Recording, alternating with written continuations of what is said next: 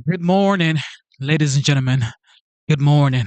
It is currently 2:35 a.m. and of course, it is the 1st of June 2025. I told y'all yesterday, man, the year is going by really fast, absolutely quick. So, if you had a New Year resolution, I don't know, the year is flying. Okay, so get on board, do what you have to do, get up earlier, stay later, stay up later if you have to. I mean, phew, if you have a dream, you have to do what you got to do to achieve your dreams. Okay, you got kids. If you don't have kids, you got parents. If you don't have parents, you have siblings. Okay, if you don't have siblings, you got a country. Okay, you got a country. Okay, your country loves you and is depending on you to be great. Okay, so be great. And I'm talking to myself as well. Okay. All right, today it is night cab night. All right. It is Sunday. God bless y'all. God is the greatest. God is the greatest. So we're going to check out what's going on in the United States. Okay. What's going on in California with Gavin Newsom. Okay, some people call him Gavin Newsom, especially the 45th, now the 47th President of the United States. He calls this man Gavin Newsom. Well, Gavin Newsom is changing his views on trans athletes. So, here we go. Gavin Newsom is searching for an identity that he thinks will be sellable to run for president of the United States. And you know what? That's disgusting. If you want to have a position that I disagree with, let's have a conversation. But to shop out your position, to put you in what you believe is a better position, no one is going to buy that. They're going to see it as raw politics, and I have no respect for that at all. It's like, it's Tuesday. What Gavin Newsom are we going to get? But speaking of Quinn, I don't disagree with what you just said, but isn't that kind of par for the course in the world of politics? I hope don't not. don't their views evolve? I mean, I believe when President Obama ran for president of the United States, he was against gay marriage, and during his term of the presidency, it evolved and he was for it. Gavin Newsom has historically been one of the most significant allies of the LGBT community there had been. To do this kind of a shift isn't an evolution. There's a difference between an evolution, which I support. You can say that about a lot of people, Chuck Schumer, Hillary Clinton. This isn't that. This is a 180-degree flip, clearly for political reasons. I don't want to steal Scott's thunder here, but one of the reasons that Gavin Newsom may have switched is because of the polling on this issue. 25% of Americans agree that trans women should be allowed to participate in female sports, but 75% disagree. The politics, the public opinion on this is in a completely different place. And one more thing, and I'll let you get in, but the accommodation that they announced in California seems to acknowledge a sense of unfairness in the process. It's deeply unfair, and for all these parents that have little girls who work very hard in all these sports, whether it's track and field or the softball situation that's going on in Minnesota right now, where they've got a team that's dominating the rest of the teams because they have a trans pitcher on the team. If you're a parent of one of these little girls who worked their whole life to get to something like this, only to be aced out at the end by a completely unfair competition, it must be deeply frustrating.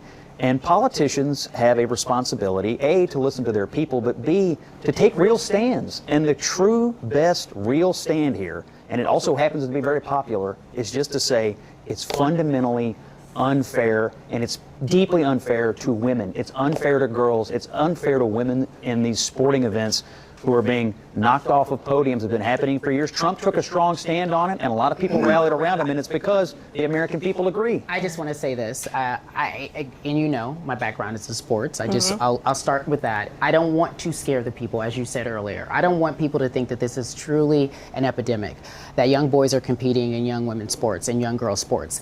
These cases are few and far in between. They don't happen that often. I agree that we need to understand what is happening and we need to get ahead of it. And oddly enough, I agree with you. Scott, oddly enough, I agree with you, which is Why what is the it polling. odd? All right, get to Because the I point. don't It's normally But is agree this with you. a compromise? Stop. Get to the point. Get to the Hold on, point. let's let her finish. The science behind this hasn't been studied enough or talked about enough for us to make a real full opinion.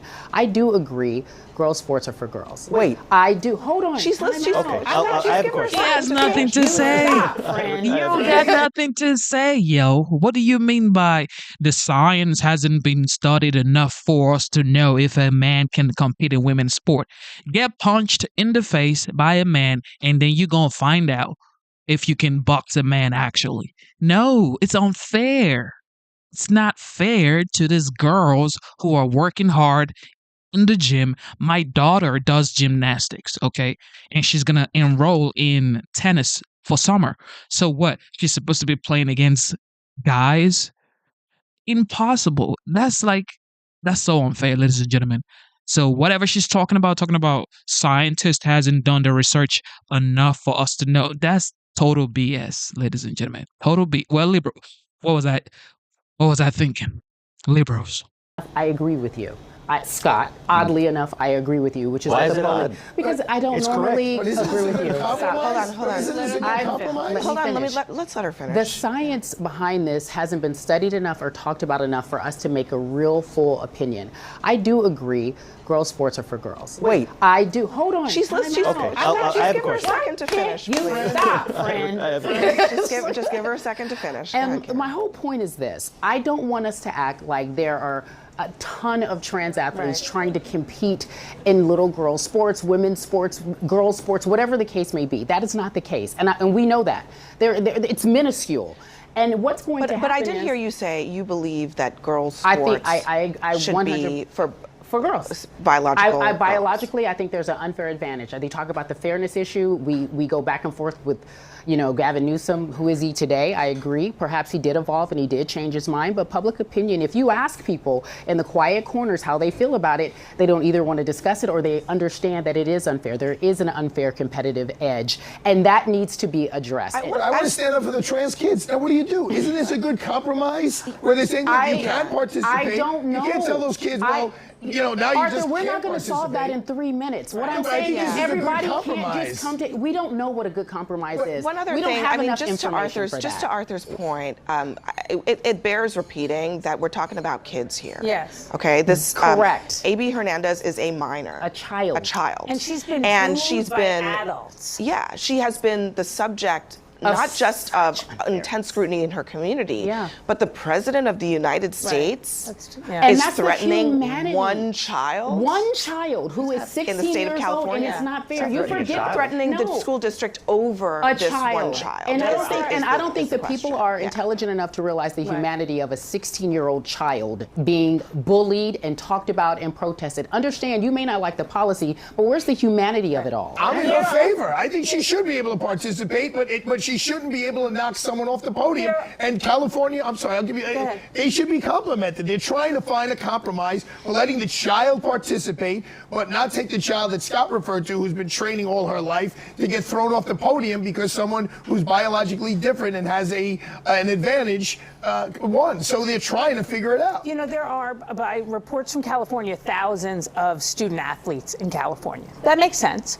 There are documented single-digit number of Yeah. trans athletes, Period. and this one particular athlete, at the meet right before this one, was screamed at by adults in the stands, booed, jeered, whatever you think. Threatened, all the things. We have to remember these are children, and that adults should be setting the tone. You want to debate this? I agree. Debate this, but don't Right. yell at this person. Exactly, at a I child. think adults should set the tone, and they should not put these kids in this situation. Unfortunately, you said this hasn't been studied enough to know that, look, we've got millions of years of study. Men and women are different, and that's why it's unfair to put boys in girls' sports. We don't need to have any more biological studies. It is fundamentally unfair. But do you see, genuinely curious, any accommodations that are reasonable?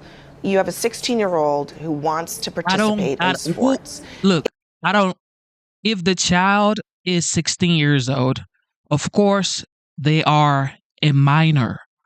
The parent should know better. And the government, in my opinion, should start a trans sport.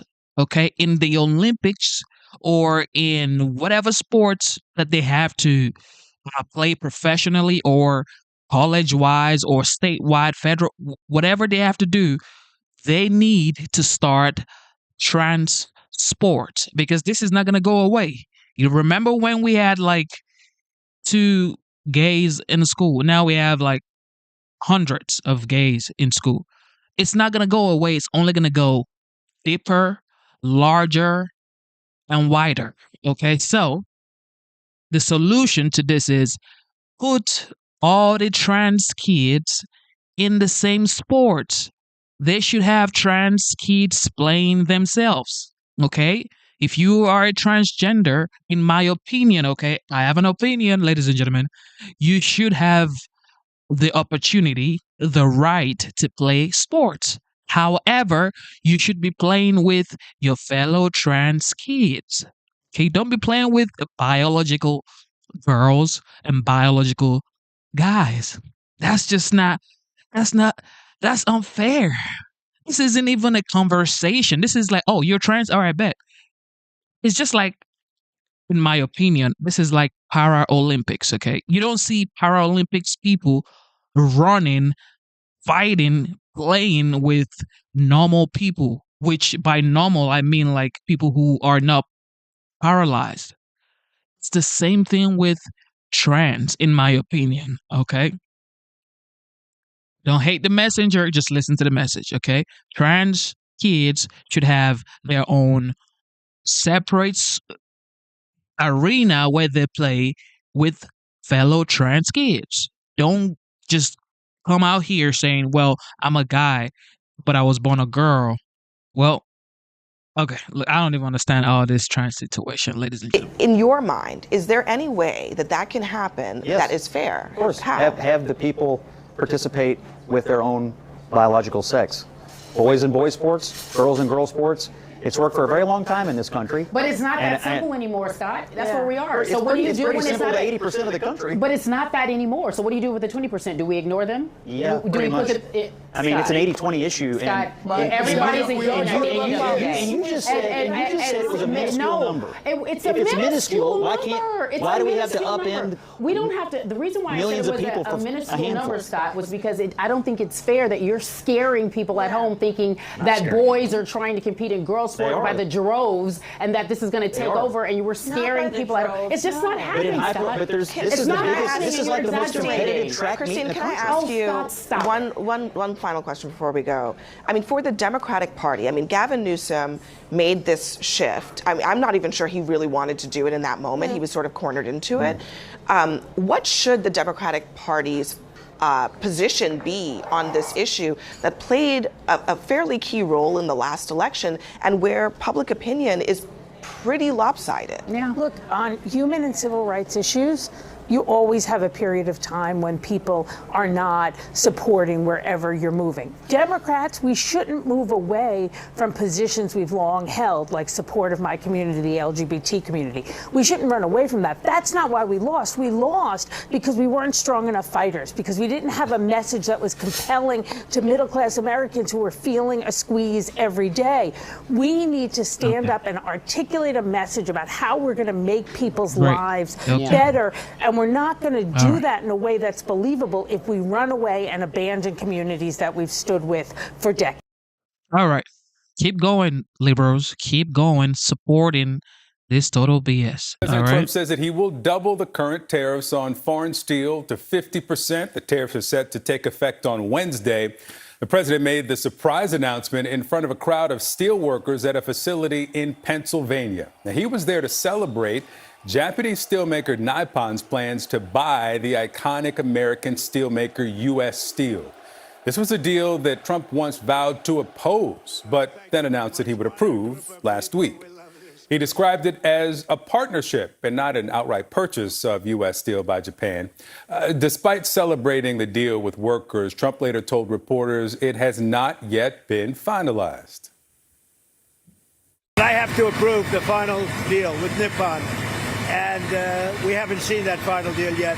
But they've made a very big commitment, and it's a very big investment.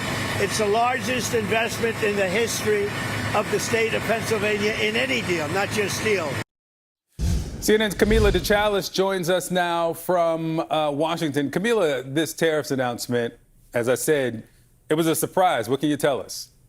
That's right, Victor. Trump really went to outside of Pittsburgh to really tout this deal between Nippon and U.S. Steel, but it was overshadowed, as you mentioned, by this major announcement that he's going to raise tariffs on imported U.S. steel. Now, what's pretty significant about this is that you really had a glimpse into his mindset when it comes to how he's deciding whether to raise these tariffs or not. He told the crowd that he was debating raising it from 25% to 40%, but then initially decided on 50%. But really didn't give his rationale to why he landed on that number.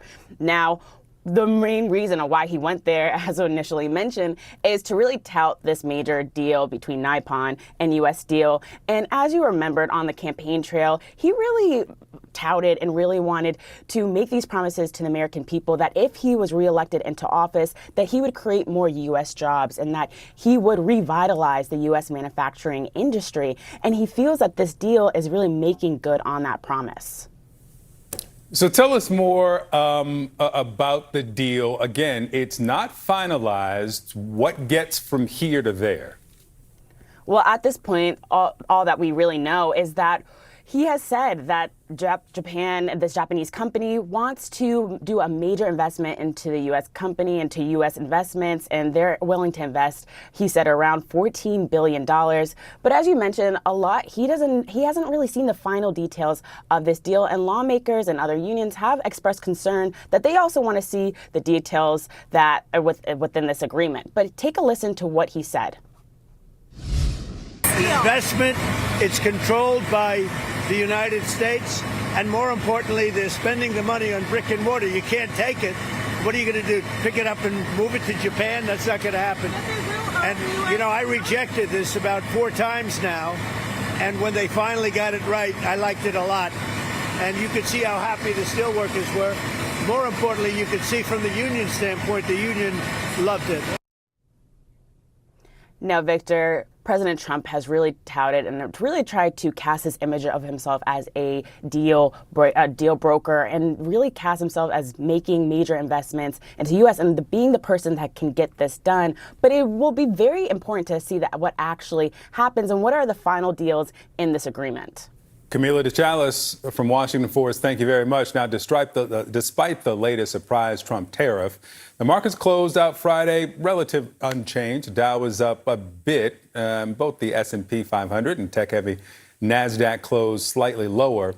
It followed a host of mixed economic news and spending and inflation. CNN business and politics correspondent Vanessa Yurkevich has more for us. Vanessa, good morning to you. Good morning, Victor. Americans reined in their spending in April. Consumer spending rose by 0.2% last month, weaker than expected, and a steep drop compared to the 0.7% in spending we saw in March, according to new data from the Commerce Department. But some context there.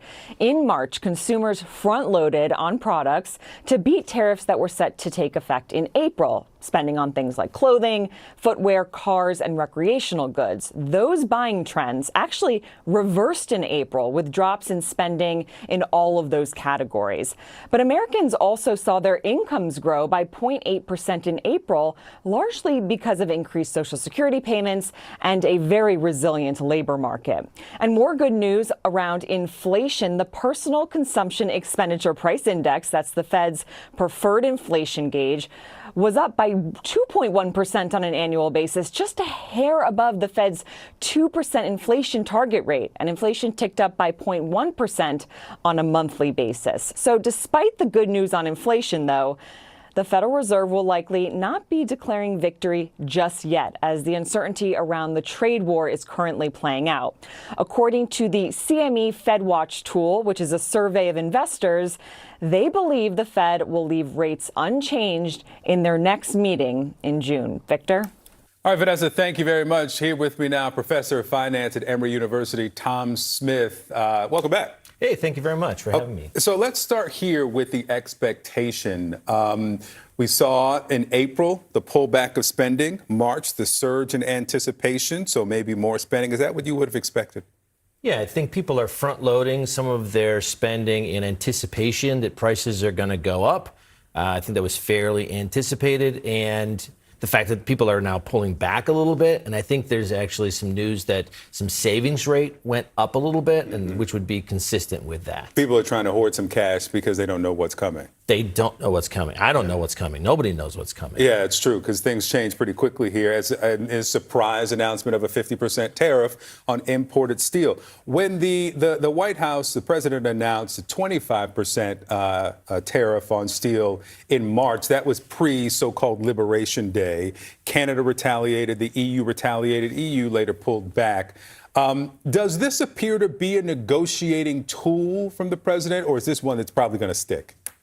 Yeah, it's really hard to know. Like every time he announces a new tariff, something happens in the market. He responds to it pretty quickly, and then he backs off and says he'll have a 45-day waiting period or a 90-day waiting period. It's hard to know if this is going to stick.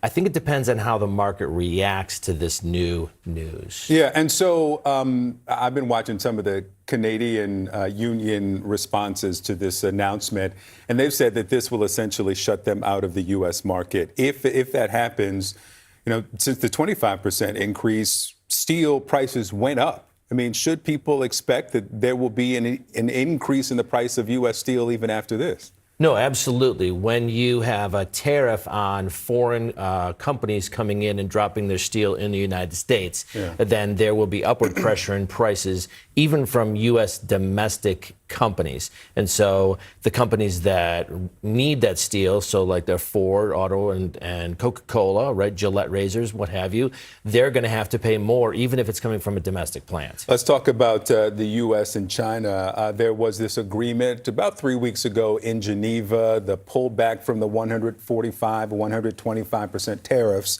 And the president posted on social media essentially that China is violating the terms of the agreement. He said, so much for Mr. Nice Guy. What do you make of the relatively muted response from the market? As I said, things were essentially flat. Yeah, I think a lot of people are in this wait and see environment. And so the president says, oh, China's not doing what they said they were going to do. Are we clear that they're not doing what they said they're going to do? What are they supposed to be doing? How are they like violating the agreements that they made? It's so fuzzy to begin with that who knows what's going to happen next. And I think that that's why we're seeing such a holding pattern. We don't know what the so much for Mr. Nice Guy means, if there's going to be some fluctuation of the tariffs on Chinese imports. But the White House promised that they could do 90 deals in 90 days. Right. And we're now beyond day 50 of that. And the best they have so far, I mean, there's talk about what happens next with India, but so far it's the framework with the UK. What happened to that? Is there any urgency after the back and forth in the courts? I mean, other countries must be watching the legal situation. I think they are. I think the urgency has been sort of pushed back a little bit as these policies keep getting pushed back. And so if he said this policy is going to be put in place and we're going to implement it right away, then countries might be coming to the White House and saying, OK, let's do a deal. But as you see a pattern, oh, we're going to put it in place. No, we're going to pull it back. Oh, we're going to put something else in place. We're going to pull it back. Well, that doesn't spell urgency for any country that I can see. Yeah. The Commerce Department's estimate of the first quarter, that it shrank by 0.2%. Now, again, that's pre-Liberation Day, so-called, and the reciprocal tariffs in April. But is that a surprise? 0.2%, that is better than the previous estimate, but still a contraction of a bit. Yeah, no, I think that what we're seeing a lot is even though we saw a surge in consumer spending, other kind of business investments were down and government expenditures were down. So it's not surprising to me that even though they revised it, the GDP still shrank. I think a lot of economists are anxious about potential additional shrink in the U.S. GDP coming in quarter two.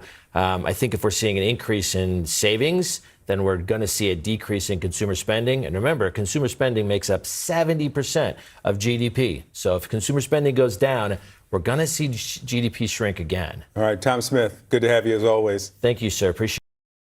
What do you guys think about the China situation with the United States?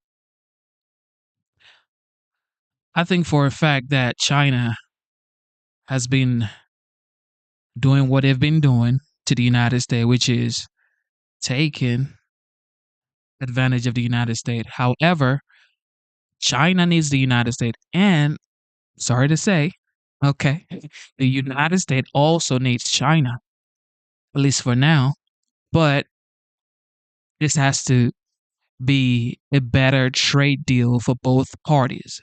Okay, China cannot be taking advantage of the United States and the United States just sits back and do nothing. It's impossible. China happens to be the largest manufacturer on earth. And of course, here's a thought exercise for the United States happens to be the largest consumers on earth. So both largest, but in different spheres. So we need each other. That's just the facts. People may not want to agree to that fact, but both giants needs each other. For you, in the form of a top 10 list. 1, how would MAGA react if Joe Biden commuted the sentence of a murderous gang leader? 2, how would MAGA react if Joe Biden considered pardoning a left-wing militia that plotted to kidnap a Republican governor? 3, how would MAGA react if Joe Biden accepted jets from a country he said supported terror? 4, how would MAGA react if Joe Biden used the office to openly enrich himself from crypto to hotels? 5, how would MAGA react if Joe Biden told conservative-leaning universities what to teach, who to teach? Okay, so I think I'm getting tired of news channels that are supposed to be informing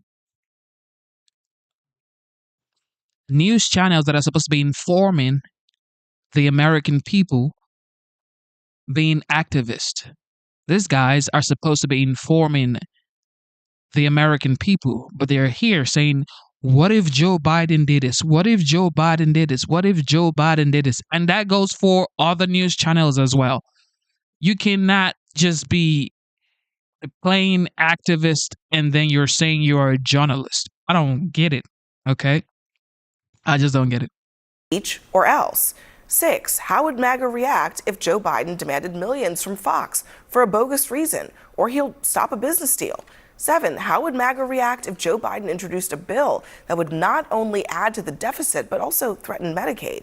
8, how would MAGA react if Joe Biden waffled on standing up to Vladimir Putin and kept kicking the can down the road every 2 weeks? 9, how would MAGA react if Joe Biden's White House said the courts have no role in how he governs? And 10, how would MAGA react if Joe Biden enlisted a billionaire who helped get him elected, let's call him George Soros, to then dismantle the government? Because Donald Trump did all of that. And just this week, we'll start with the pardoning spree.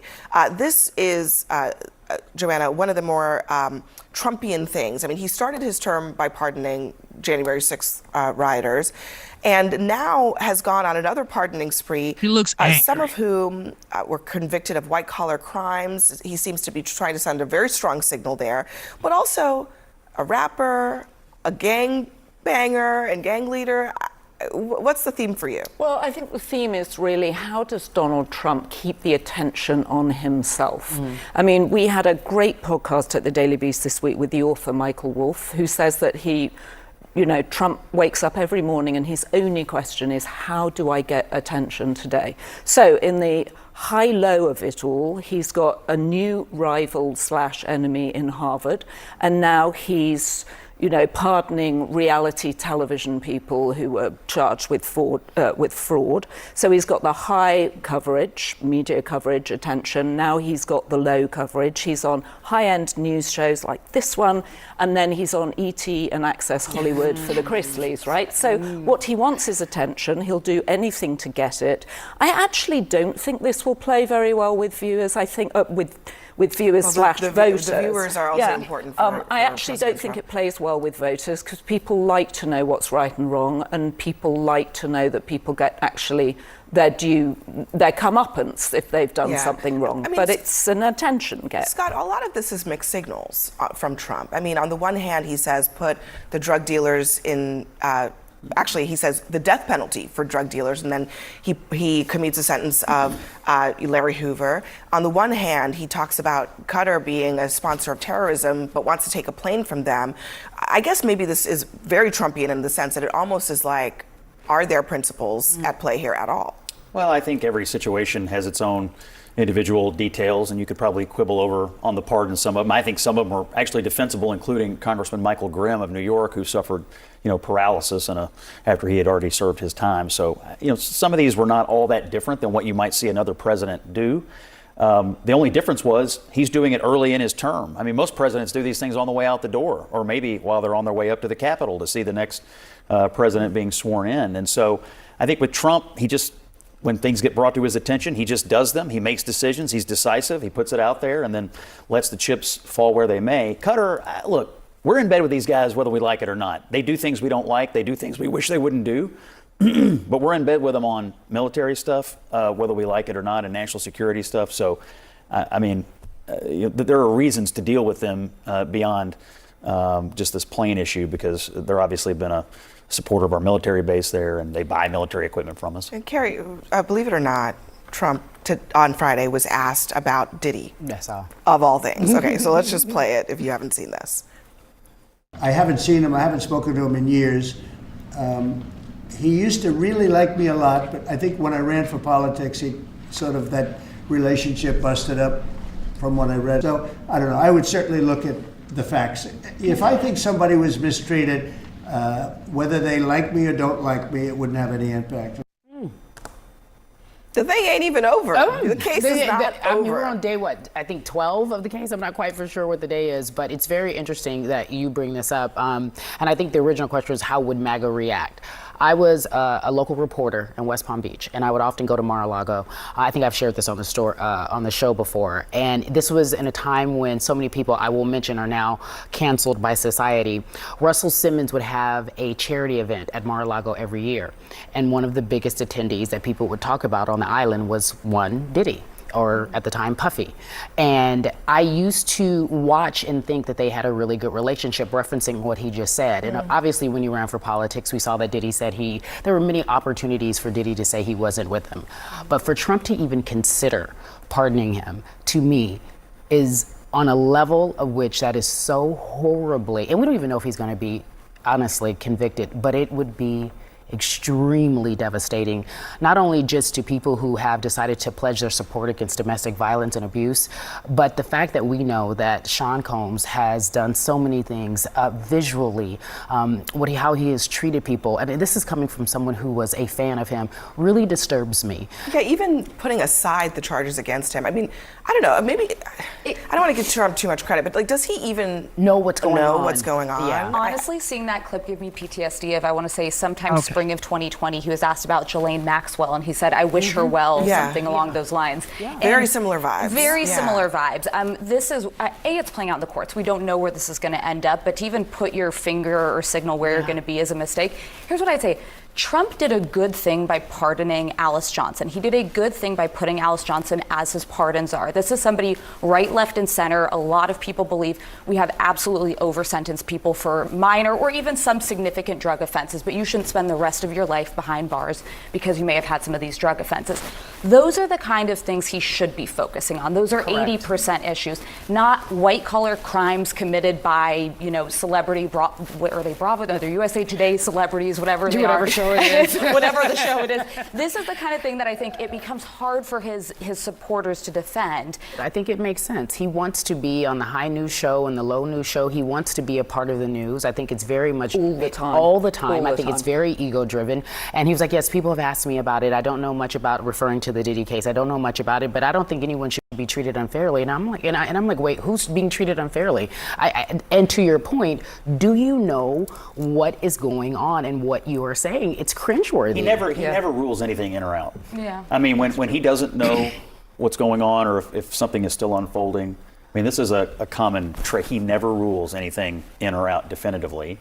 And I wouldn't expect him to, and I also wouldn't expect him to be sitting around watching this trial all day. I'm sorry, but I would expect him to know, A, Why? and to B, rule out getting involved in the Diddy case regardless of the outcome. To be honest, that is a rule. That is a thing that knowing can him, be ruled I'm not out. sure. I think he's briefed on it. Like, I think he knows Puff Daddy and knows that he was kind of an icon in like the 90s and early 2000s. Which is his I'm not, era. Yeah, Which I'm not he sure loves that that he's era. actually up to date on the fact that he is like nobody wants to own him, and he is somebody that most people are hoping gets justice. And also, he's never going to have gone to one of those freak-offs because he's a germaphobe, right? So I don't think he would like all that lube and baby oil around. I do think It's that early on a Saturday with to some discuss of it, this sorry. stuff, I mean, Trump, it's the Fifth Avenue thing. I mean, he was basically like, I can do what I want. Whatever. On all of these I'm the topics. boss. And he is doing what he wants because essentially Well, and no one truthfully, is it saying turns anything out about it. he's right, Yeah. right? He's absolutely right. He can do People whatever are he letting him wants get away with it. so Yeah, many it's things. kind of interesting. And when he Yeah. says these things, when he puts this in the atmosphere, in the zeitgeist, if you will, people are like, okay, Diddy's getting out. The rumor mill starts to churn, and people are thinking, okay, well, will that happen? Obviously, that's all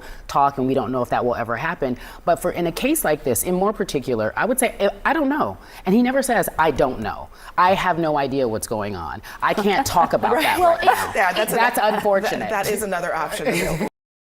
Now, when it comes to this Diddy issue, of course, a video came out that was circulating on the internet, I think it was last year. And, everybody was like, whoa, Diddy, what's up, what's up? I don't think, my personal opinion, I don't think Trump should be getting involved with this situation, okay? Because let the court do what they do, all right? And of course, like Trump said, if he's treated unfairly, okay, you could look into it. But for now, focus on making America great again. Forget about this, folks, because these folks have a lot to talk about. They're going to keep talking about things that don't really matter like this, okay? All right, Kevin O'Leary on Joining me now is Shark Tank Elon. Judge Kevin O'Leary. He is, of course, also the chair of O'Leary Ventures. Kevin, nice to see you. I offered some of these same thoughts on radio yesterday, and the listener response was none too happy. They say, oh, Musk was in it for himself. He had access to our own private data, and he was cruel in his approach. You would say what? No, I think he was honest in terms of his objectives. He said he could save money for the taxpayer. That should be a bipartisan activity. I believe it was. I thought he brought What forward in the world is going into on with the the audio? taxpayer psyche a new idea of auditing government in perpetuity, which I find extremely interesting because no one's ever done it quite that way. Okay. What is going on with Harvard? Commencement Harvard speeches are meant to prepare grads for the world they're about to dive into. is going through Scott it, ladies Pelley and gentlemen. essentially told them, no more life jackets for you. Our sacred rule of law is under attack. Journalism is under attack. Universities are under attack. Freedom of speech is under attack. And insidious fear is reaching through our schools, our businesses, our homes, and into our private thoughts. Who is fear-mongering now? This sounds like fear-mongering to me. The fear to speak in America. Okay. There we go.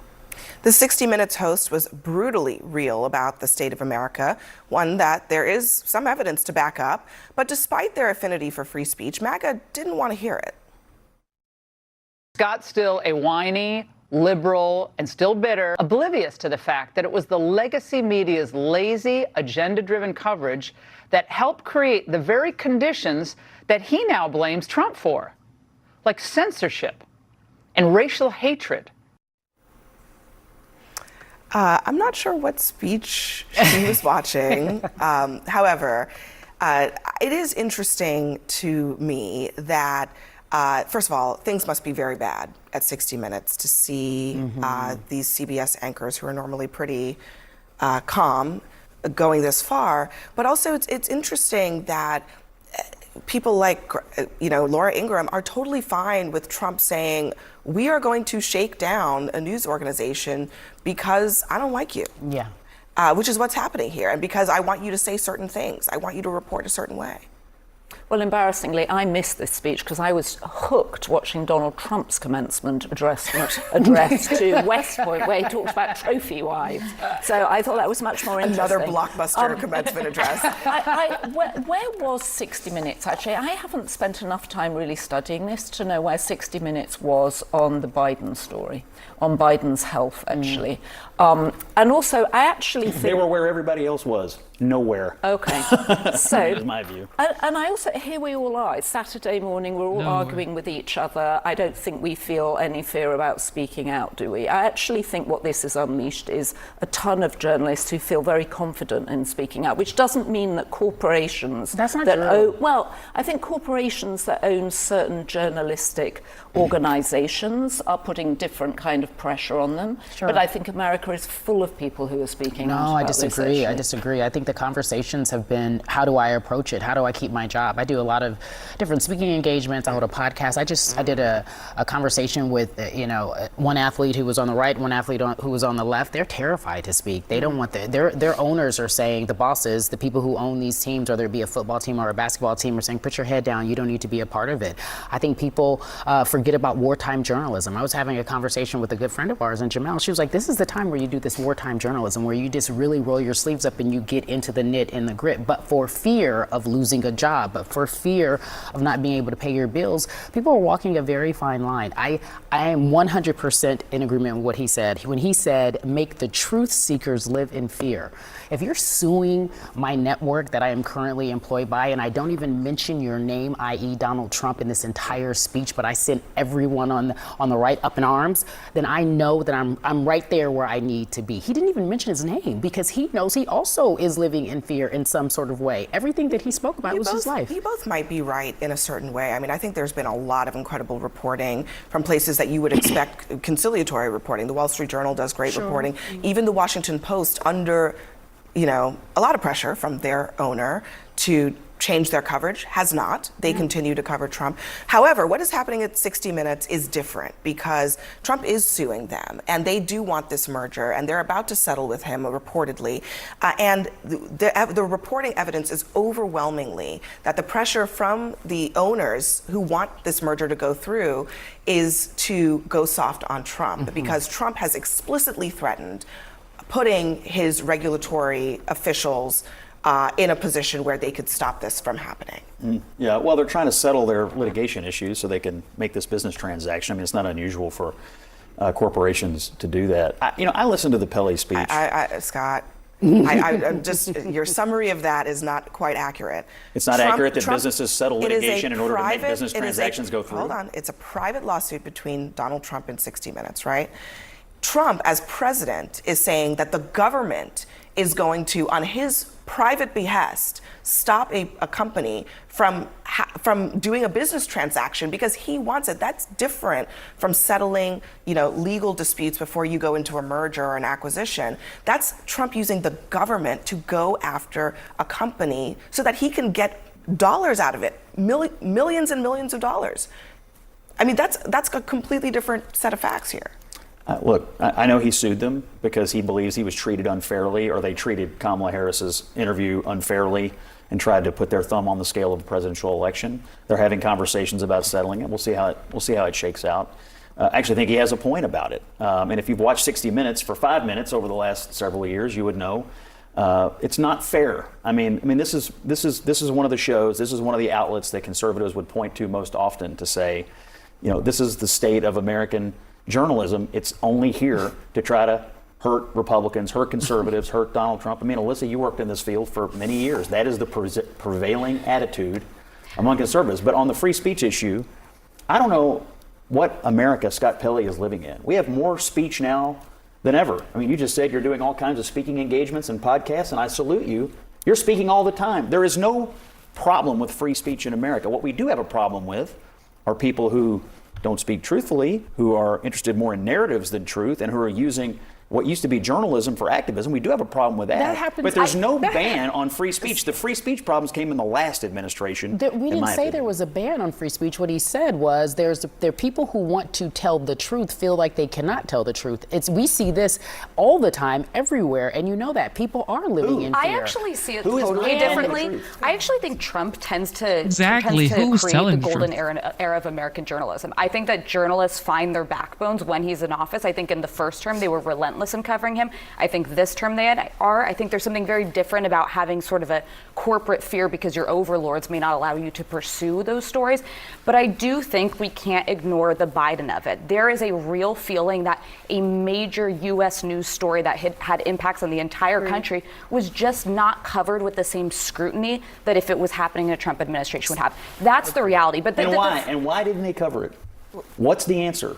Because everybody knows, you could say it. The answer is because you could say, media is geared. You could say that for Fox News. to You could cover say up that for for them true, though. You could and say attack Fox the News doesn't Republicans. cover That's it. the point. Scott, what are you talking about? Everybody does it. Everybody does it. Can we just ask what's happening on The View? Because you've had corporate pressure at The View, right? We reported this at the Daily Beast, So, that to you be were honest, asked not to talk about Trump as much. That reporting did not reflect what I witnessed in that meeting by any means.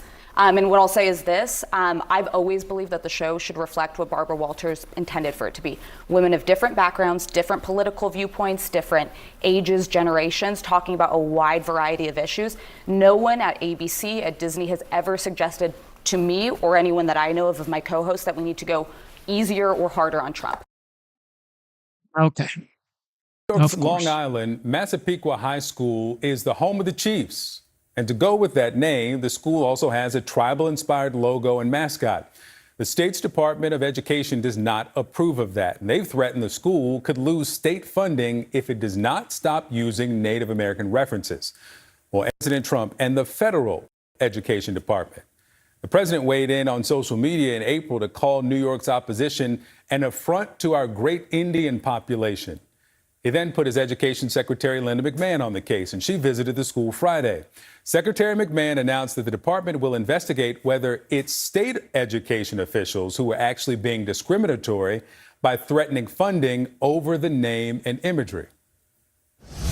We absolutely did find that this is a civil rights violation here in Massapequa. The State Board of Education and to the Board of Regents, we would like to have you voluntarily come sign the resolution that would allow the Chiefs to continue.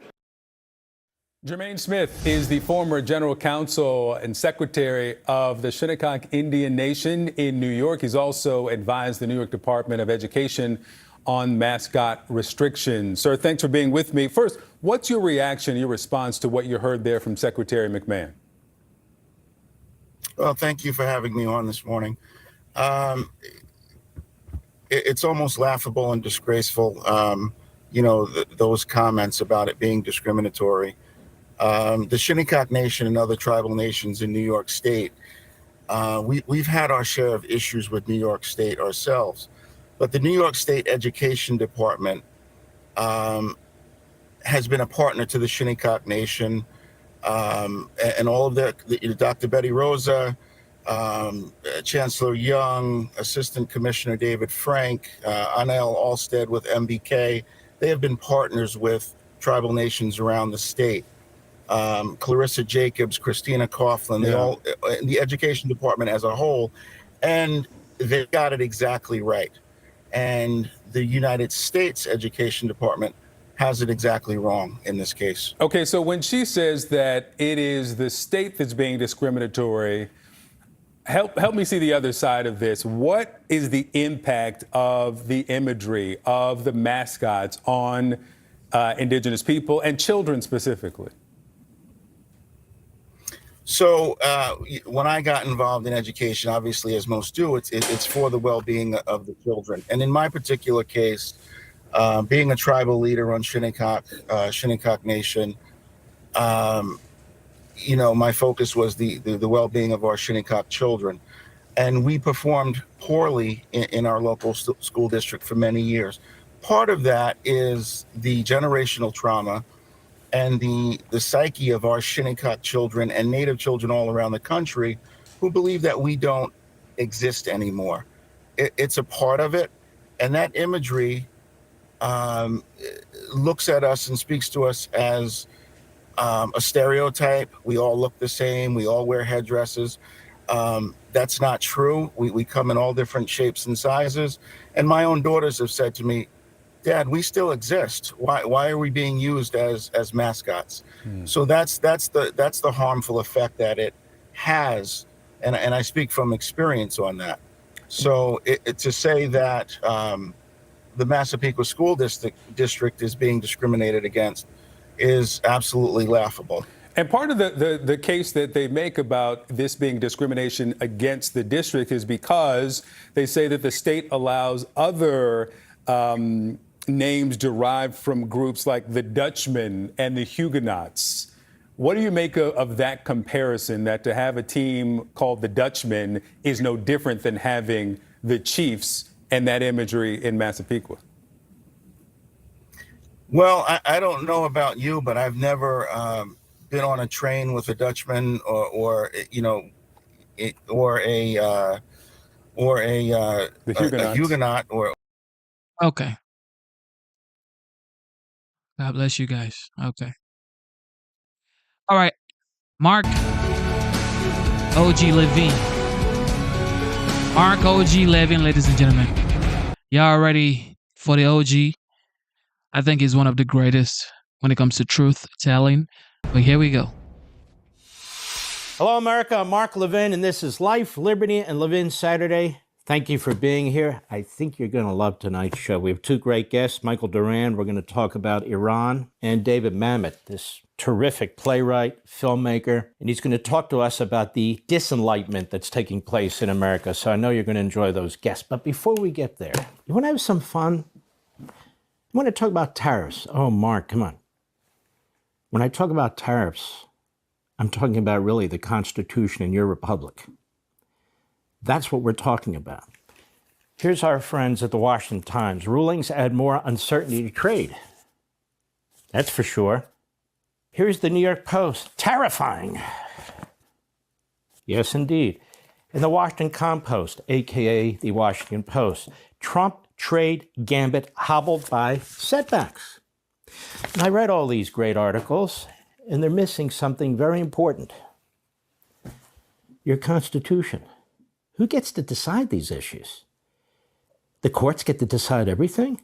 Is that the way it works? All right, stick with me. This is very, very important. Here we have from CNN, April 2nd. Congress. 4 Senate Republicans joined with Democrats to rebuke Trump tariff policy in key vote. Senate adopted a resolution by a vote of 51-48 aimed at blocking the Trump administration's proposed tariffs on Canadian imports. The 4 Republicans who voted with Democrats were Rand Paul, as well as Susan Collins, Mitch McConnell, and Lisa Murkowski. All predictable. The impact of the Senate vote may remain largely symbolic. House GOP leaders are not expected to take up any efforts to rebuke Trump over tariff policy, and even moved earlier this year to prohibit such a move. Here's another one, April 30th, so about 4 weeks later. This is from Newsweek. Kentucky Senator Rand Paul spoke out about a bill he co-sponsored. So he co-sponsored a bill to prevent President Donald Trump from using emergency powers to implement his tariff agenda, saying on Fox Business that it's a bad way to run a country. Now, I'm probably the only one in America who's actually read the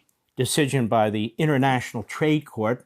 Most people didn't know we had one, but we do. It's got 9 members. A panel of 3 made a decision. They're appointed for life. It's created by Congress. And their decision was 3-0 that President Trump's tariffs were unconstitutional, a violation effectively of separation of powers. Beautifully written. I mean, I read it and I said, wow, there's good stuff in here. Now, in part, they say, underlying the issues in this case is the notion that, quote, the powers properly belonging to one of the departments, meaning Congress, ought not to be directly and completely administered by either of the departments. Federalist number 48. Wow.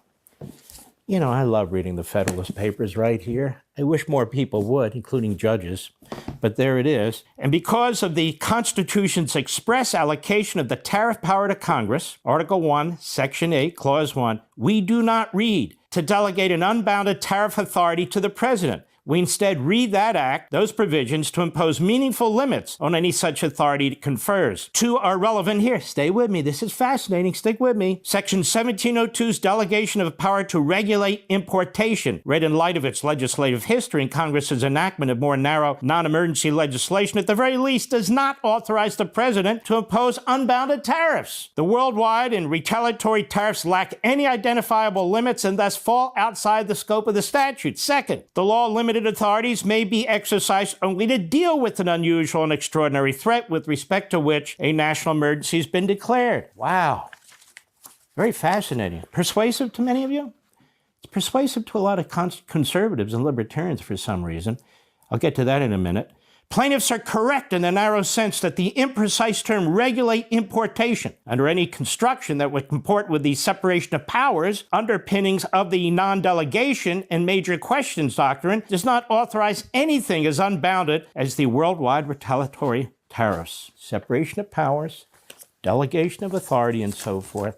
The court said no, can't do that sort of thing. In fact, the court also cited the Constitution. The bottom line is, they said, the Constitution assigns Congress the exclusive powers to, quote, lay and collect taxes, duties, imposts, and excises, it's out of the Constitution, to regulate commerce with foreign nations. The question in the two cases before this court is whether the International Emergency Economic Powers Act of 1977, that Emergency Act, delegates these powers to the president in the form of authority to impose unlimited tariffs on goods for nearly every country. And they said, no, we don't read it that way. Therefore, president loses, the petitioners win, and the tariffs are unconstitutional and out. Wow. Now, that statute we're talking about, or they are, and that the administration has used with respect to emergency powers, also passed by Congress in 1977, 50 U.S. Code Section 1701. Stick with me. You're going to know more than anybody else. Stay with me. Congress passed this. Any authority granted to the president by Section 1702 of this title may be exercised to deal with any unusual and extraordinary threat, which has its source in whole or substantial part outside the United States, trade, commerce, to the national security, foreign policy, or economy of the United States if the president declares a national emergency with respect to such threat. That's what he's done. In some cases, it involves economic issues, fentanyl, immigration, and so forth. The president is using tariffs regarding policy across the board. B, the authorities granted to the president by Section 1702 of this title may only be exercised to deal with an unusual and extraordinary threat with respect to which a national emergency has been declared for purposes of this chapter. It's declared by the president and may not be exercised for any other purpose. And it goes on. Well, it seems to me that the president has the authority he's exercising. Maybe he's pushing the edge of the envelope. But so what? So in steps an appellate court almost immediately after it. And they issue an order that says the motions to consolidate are granted. That is, the request by the administration, all these petitioners consolidate their case. The appeals are consolidated such that only one set of briefs shall be filed. Number two, the request for an immediate administrative stay by the government, by the president, is granted to the extent that the judgments and the permanent injunctions entered by the Court of International Trade, that lower court, in these cases are temporarily stayed until further notice while this court considers the motions, papers, and so forth. So that's where we are as of today. And you're saying, Mark, please get on to Joe Biden. We want to know more about Joe Biden and Jill. I'll leave that to somebody else. Now let's get down to brass tacks here, because this affects your lives. And I'm tired of media reports like this. I'm tired of analysts. I'm tired of all these people talking about things on a surface level. Let's get to the nub of this matter. What is this case about? At its core, it's about separation of powers. The judiciary, the Congress, the executive branch, that is the president. That is, which branch of government makes decisions about tariffs, or at least tariffs of the kind that President Trump has instituted? Who makes that decision? Even this trade court says, essentially, this is a separation of powers case. So we all acknowledge that. But there's a couple of very serious flaws here from the get-go. Have you caught them? Have you noticed something missing in this case? Congress is not one of the parties suing the executive branch. Did you notice that, Mr. Producer? These are private parties. Wait a minute, it's separation of powers. The allegation is that the president is stealing authority from Congress or that Congress has delegated the president too much authority. But Congress hasn't done anything. Rand Paul's arguments, they may be interesting, may be persuasive to people, they're dead. He can't get enough senators in a public telephone booth, those of us who remember public telephone booths, to support his position.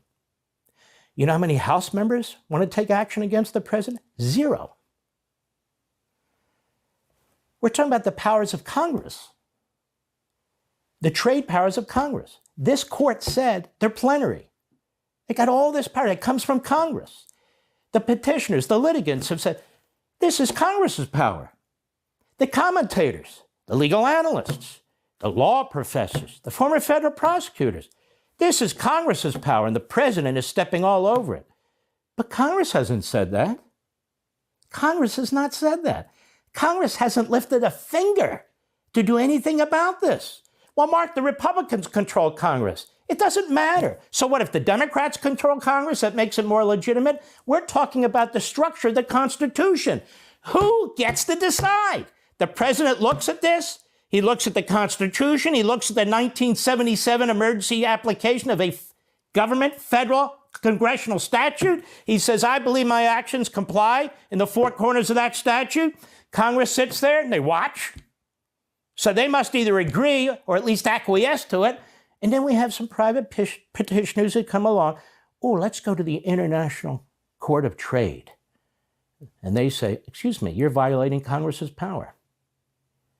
Congress doesn't say it, but the court says it. If Congress was so concerned that its powers were being abridged, wouldn't Congress have brought a case against the executive branch? I mean, they've done it before. So they're not one of the parties. And more to the point, Congress has the power to pass laws. In fact, it passed the law that the president is using. The Constitution gives Congress broad powers to pass laws, to lay and collect taxes and duties and imposts and excises, and they passed this 1977 law.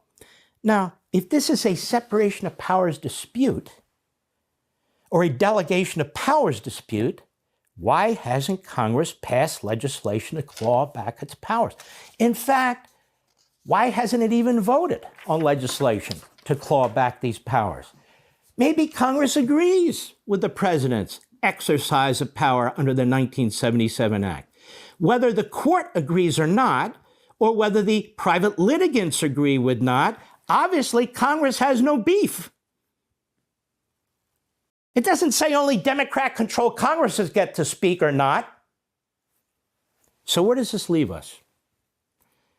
Under our Constitution, as originally adopted and ratified, this is important, as originally adopted and ratified, the judiciary, which was the U.S. Supreme Court, and that was it, giving power to Congress to create these courts, including this trade court, has absolutely no authority to involve itself in this decision. The trade court says this is a dispute involving congressional versus presidential powers, but there literally is no dispute. The president has interpreted the 1977 congressional statute as authorizing the executive branch to issue the kinds of tariffs he has issued. Congress has not in any way challenged this interpretation. Does Congress have the power to delegate that kind of authority? What kind of authority? Congress doesn't think it's violated separation of powers by conferring its own authority to the president. It hasn't even said so. But the 3-judge panel has said so. You have certain private litigants who sued in the trade court, claim the president is acting without authority, that he has seized the power that belongs to Congress, or Congress has conferred power it can't confer on the president. And so the trade court decides, we're going to step in. We're going to step in. We're going to rule the president's tariffs unconstitutional. His interpretation of the 1977 Act is unconstitutional. We're going to kill all the tariffs. So that's what they did. 3 judges. The real question then is, where did the trade court get the power to do this? Now, the court has to get a power from somewhere, doesn't it? The court's always looking for power. Who got this power? Who got that power? Where do you get the authority to do this? They write very impressive opinions like this one. This one I just threw on the ground. Very, very impressive opinion about who gets power and where they get power from. Well, it's very impressive. So where did they get their power from?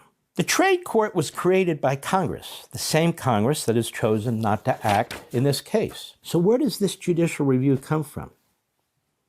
Didn't come from the Constitution. It's not in the Constitution. Look all you want. There's no judicial review language, no such clause in the Constitution. We've touched on this before. We have Marbury versus Madison, in which Chief Justice Marshall, who was a partisan Federalist, he and Jefferson hated each other. He seized the power to have a final decision on constitutional issues to the courts. Jefferson was furious. In fact, all the Democrat Republicans, aka Republicans at the time, were appalled at what had taken place. They just saw their constitutional power completely reversed.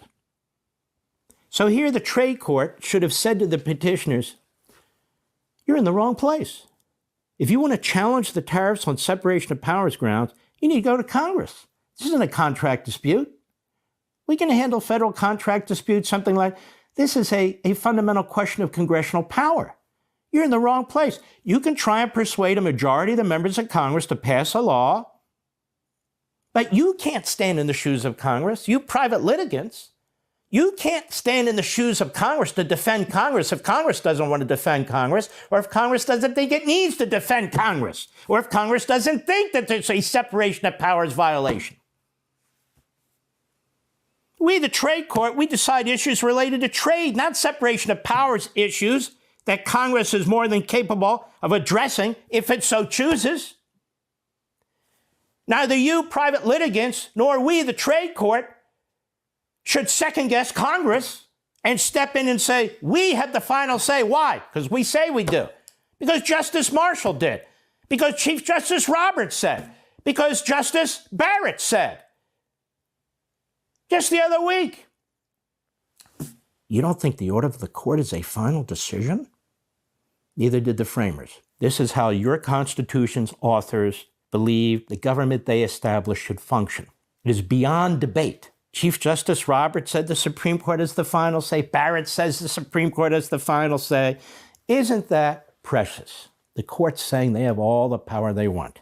But the Constitution is much more complicated than that. The problem is, as I discussed on radio last week, our law schools, law firms, prosecutors, judges, of course, they all teach the same thing. They all learn the same thing. For them, the Constitution didn't start with the adoption and ratification of the Constitution. The Constitution started when the courts started to seize power, and therefore the courts have the final say. But that's not what the Constitution says. This has become the common thinking, acceptable to believe that judicial supremacy is not only compelled by the Constitution, but it's righteous. It saves the republic. Now, how does it save the republic? You can have tyranny in any branch of government. Judicial tyranny is not of what a republic is made. And that's what we have right now. The president's tariffs can be reversed by Congress. The president's tariffs can be ended by we, the people, in the next election if we elect somebody who runs against tariffs. There's checks on the president by our representatives and by the people. There are no checks on the federal courts, none whatsoever, zero. There used to be, but they've seized all this power. The fact that the people voted for this president and his policies and the Congress that's in place now, the Congress that's chosen not to challenge the tariffs and the president who's chosen to put the tariffs in place, how is it that what we've done and what he's done is unconstitutional, but what this court has done is not unconstitutional? There's no effective checks by we, the people, on a rogue judiciary that substitutes its political, personal policy preferences for the public. And that's the problem.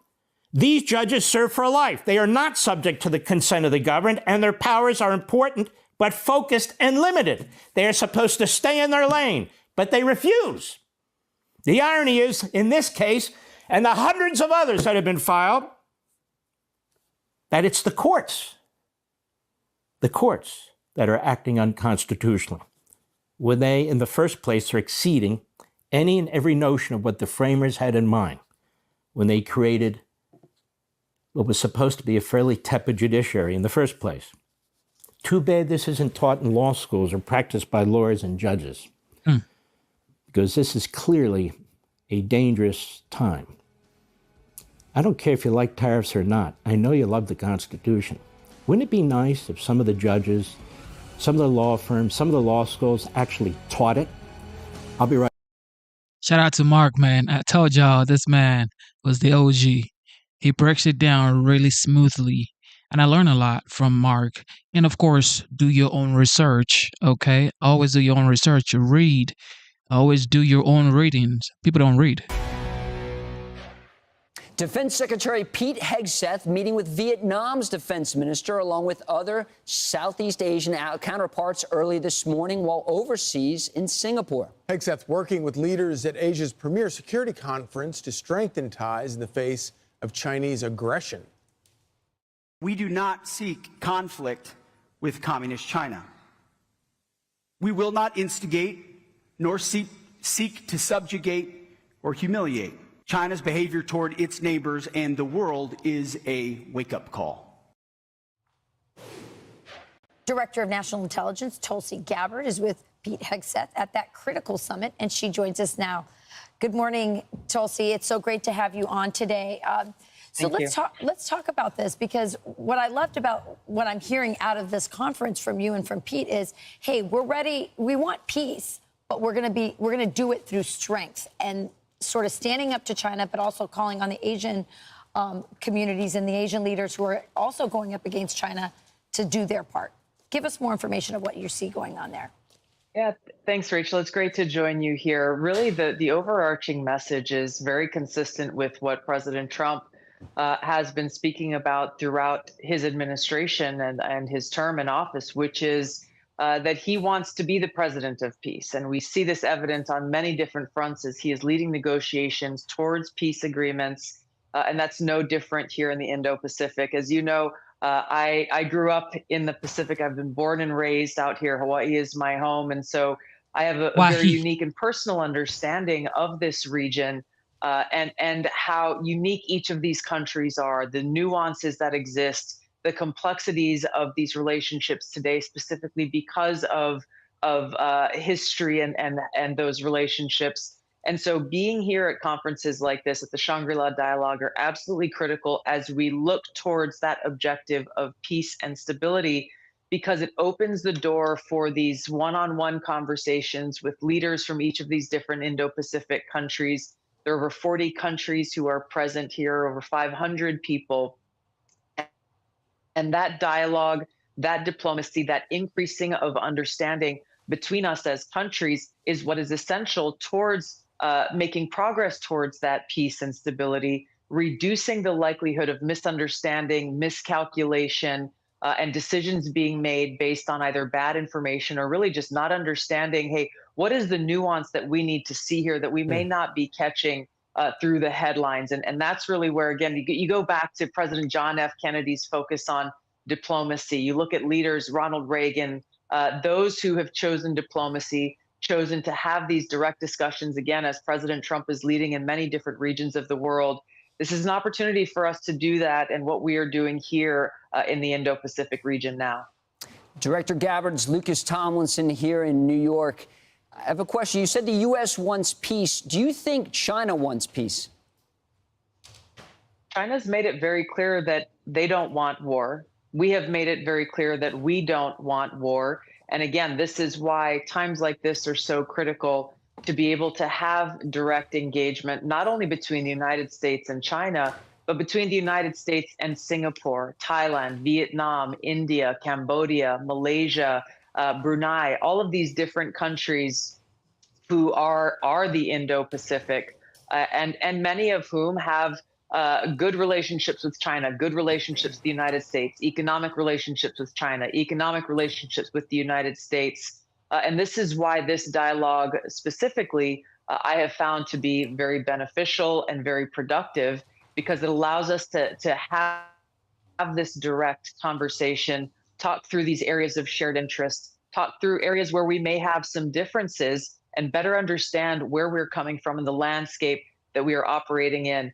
The thing that I have found here over these last couple of days is we have far more in common interests, more than we do differences. We are talking about things like counter narcotics. We're talking about the continued threat of Islamist terrorism in many of our countries.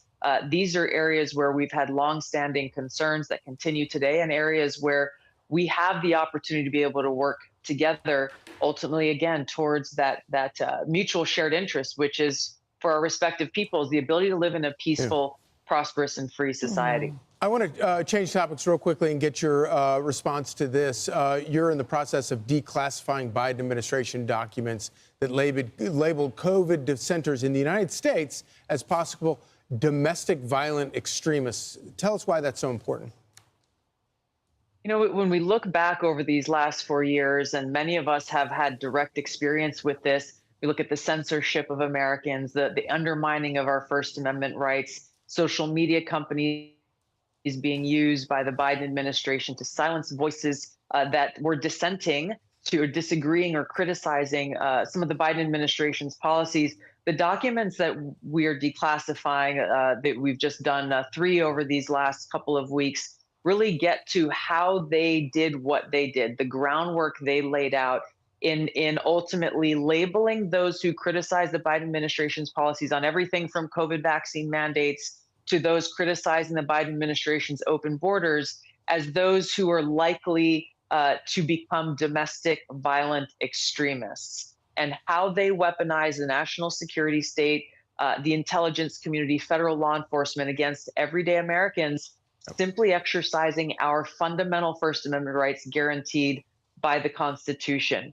And so these documents really get towards what President Trump promised the American people in maximum transparency, and help us move towards that objective of accountability and bringing about an end to this, better understanding how they use the levers of government to weaponize against those who disagreed with the government's policies under the Biden administration.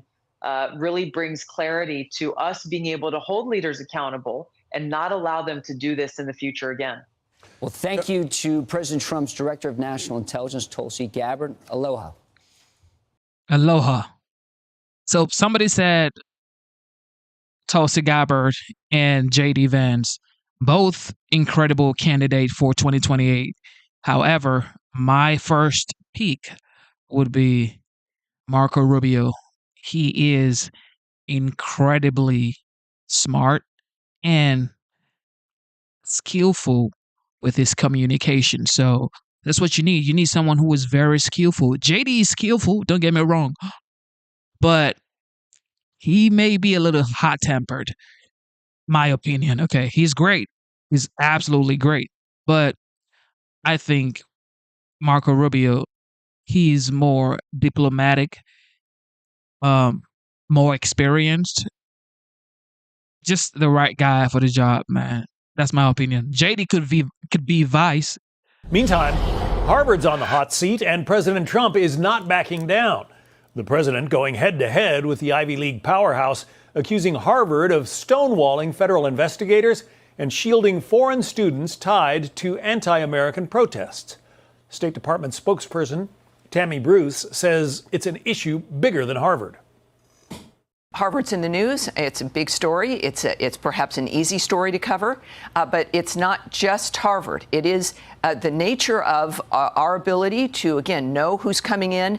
And perhaps, when it comes to vetting, there are many tools in our tool chest.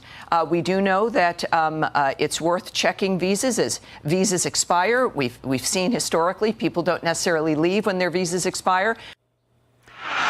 Let's bring in attorney Seth Berensweig. Seth, you are a constitutional lawyer. Harvard says the president is exceeding his authority in what he is demanding of that institution. What do you say?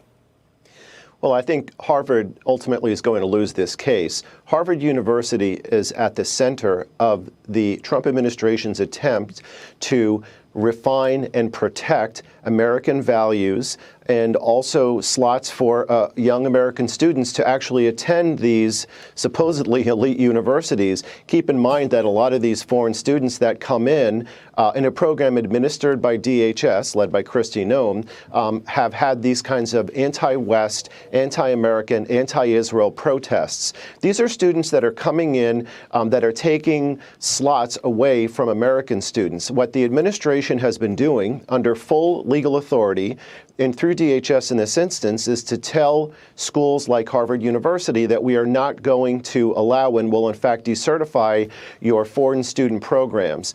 And now there was a judge late this week that gave a temporary reprieve to Harvard University in ruling that an injunction should issue against the Trump administration. Ultimately, I think that the administration will win. Harvard will lose. The administration is doing the right thing. They are acting fully authorized by law. DHS administers this program. The State Department also is in charge of visas. And when an Obama-appointed judge, such as this one this week in Massachusetts, tries to overturn the apple cart, ultimately it's going to fail. Doug Schoen is well known to viewers on Fox, also a well-known Democratic operative. He says it never should have reached this point. Here's what he wrote on Fox News Digital. He says, of course, it should not take the president of the United States to bring American universities in line with their own codes of conduct, nor should it take the power of the White House to force Harvard to crack down on the scourge of anti-Semitism and anti-American extremism that has overrun its campus. And yet this is where we now find ourselves. It is my hope as an alum and as an American that the Trump administration and Harvard come to a solution whereby the university realizes it cannot continue to permit or reward students who so blatantly violate the code of conduct, either of the university or of the United States. So that is Doug's wish. He wants, the two sides to come together and reach an agreement. Right. But what do you think? It doesn't seem like Harvard really is inclined to budge here. Well, quite the opposite. And by the way, I agree with that statement completely. Harvard has been absolutely opposing this. They've made that clear in their speeches. And think about this. The administration is trying to revoke the tax-exempt status of Harvard University. They have $53 billion in their endowment fund. They're acting like a VC firm. They would ordinarily have to pay those tax dollars, but the only reason they're getting a free ride is because they supposedly support American values. We know that's not the case. If these institutions want to live in a clueless ivory tower and they want to live there tax-free, America should not have to pay that rent. So I agree with that sentiment, and I think that the administration ultimately, either in the district court or in the appellate court, is definitely going to win this case. There's really no role for federal judges to even come in and overturn this. And while there are short-term setbacks that the administration has faced lately, as we've seen in other litigation instances, ultimately they come out on top. So the administration is right on this. They're right on the policy. They're right on the law. And when you look at these disgusting commencement speeches, you can see that President Trump is doing the right thing. Okay, but again, you're a constitutional attorney, and people can get up at a microphone at commencement and say whatever they want, can't they? Well, there are reasonable time, place, and manner regulations and restrictions on freedom of speech, and even MIT, which can be, with all due respect, a pretty woke institution, even recognize that as a result of this disgraceful commencement speech. So there are time, place, and manner regulations that can apply to freedom of speech. Also, as we've seen in other Ivy League campuses, such as in New York with Columbia University, Mahmoud Khalil supposedly had freedom of speech, but he went in and engaged in violent activity. And after some initial setbacks, once again, the Trump administration won.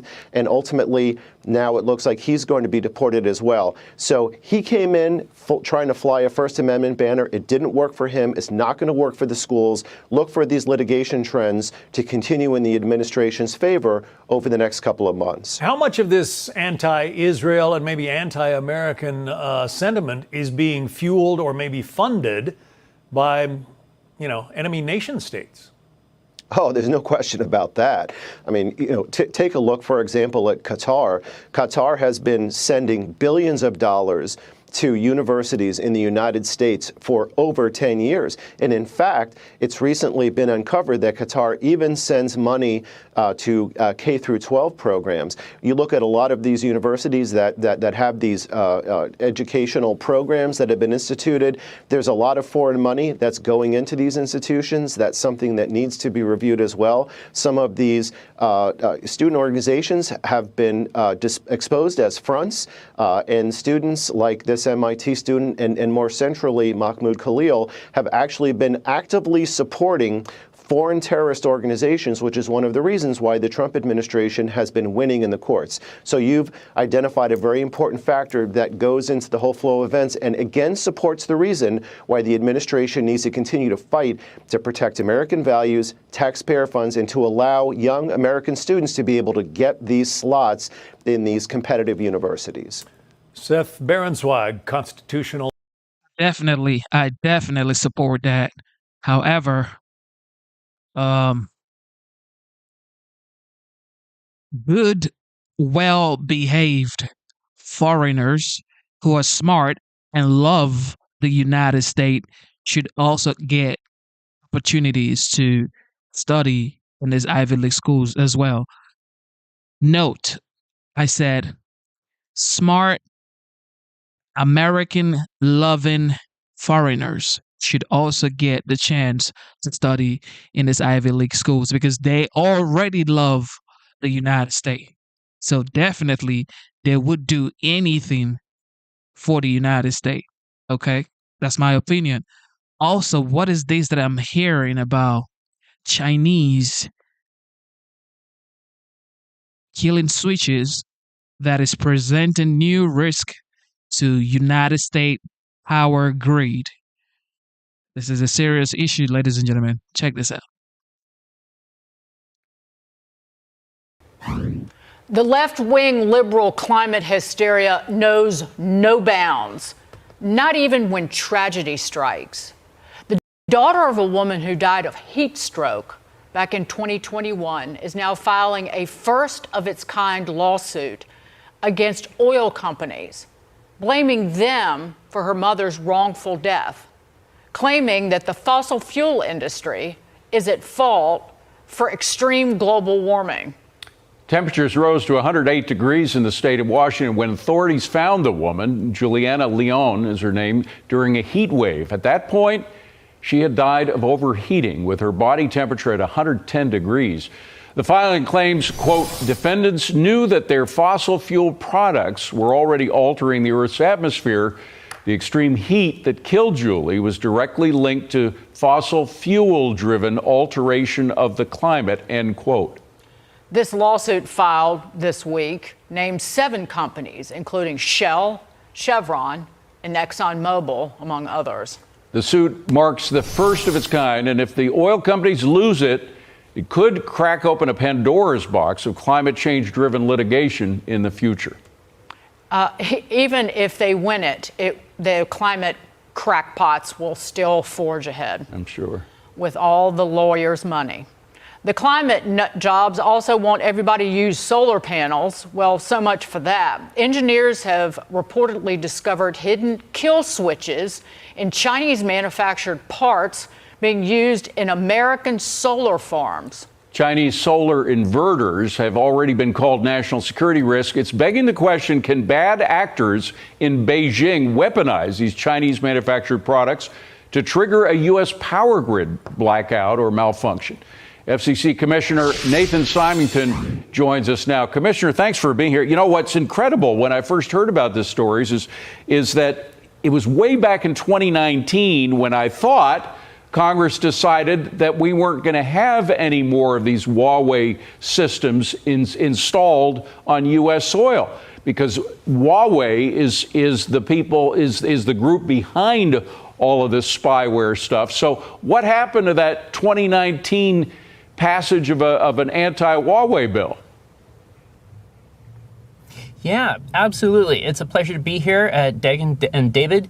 So Huawei is one manufacturer of photovoltaic inverters, so the devices that convert the DC power generated in a solar panel into AC power that can be injected into the grid. However, Huawei is only one of several manufacturers. In fact, Chinese companies own between 70 and 80% of the total worldwide market in PV inverters, with 9 of the top 10 companies. So even if you get Huawei out, you're no closer to getting Chinese equipment out.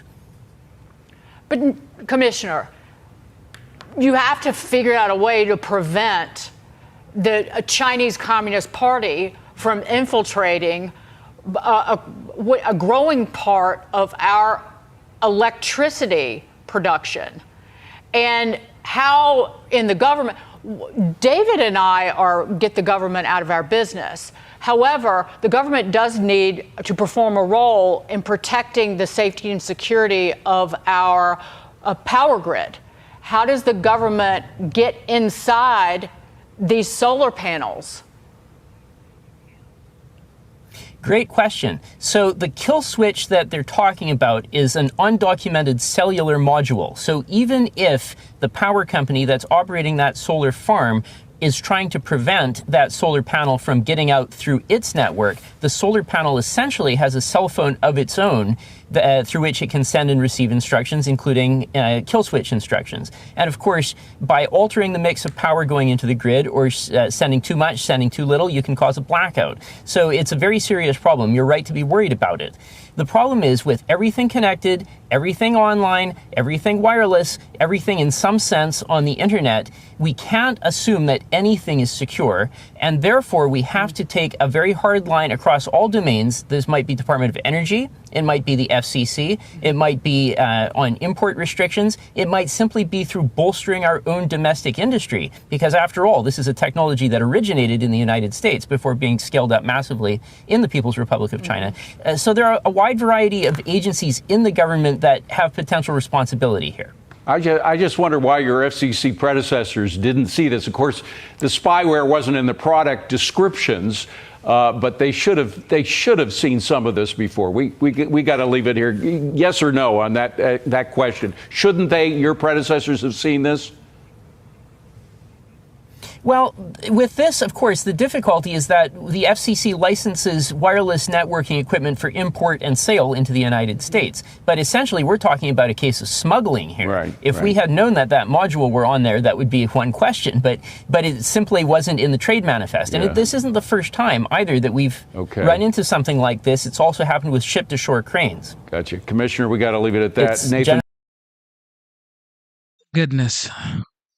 A lot is going on in the country. So much, and it's moving very fast because, of course, the commander-in-chief, the 45th, now the 47th president of the United States, Donald Trump, he's moving with Godspeed because he has to, because midterms is on the way, and results, actions speaks louder than words.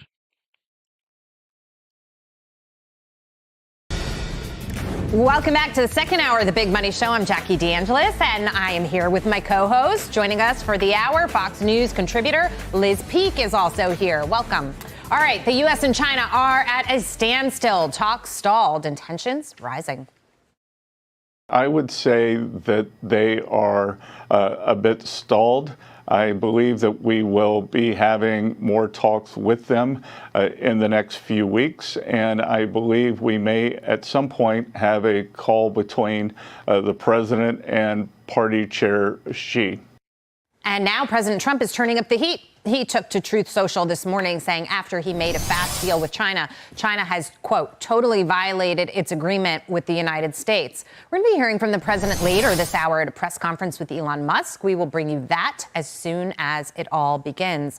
So, Liz Peek, you're the new voice at the table, and I want to get your take on China. I've heard that line before, that China's violated its part of the agreement. They never stand up and do what they say they're going to do. It's kind of part of their playbook. No surprise here. But the question is, especially with this tariff stuff now in court, how the president is going to hold their feet to the fire this time. Well, I think it's a good question. I mean, I think he's being tapped along, to use his language, by Xi. Xi is looking at this, what's going on in the courts. He's looking at public opinion in America, which is very anti-tariff. At least that's our news media, with the exception of some, pretty beating up Trump about tariffs. But I think it's kind of important occasionally to go back to the beginning here. What is going on with China?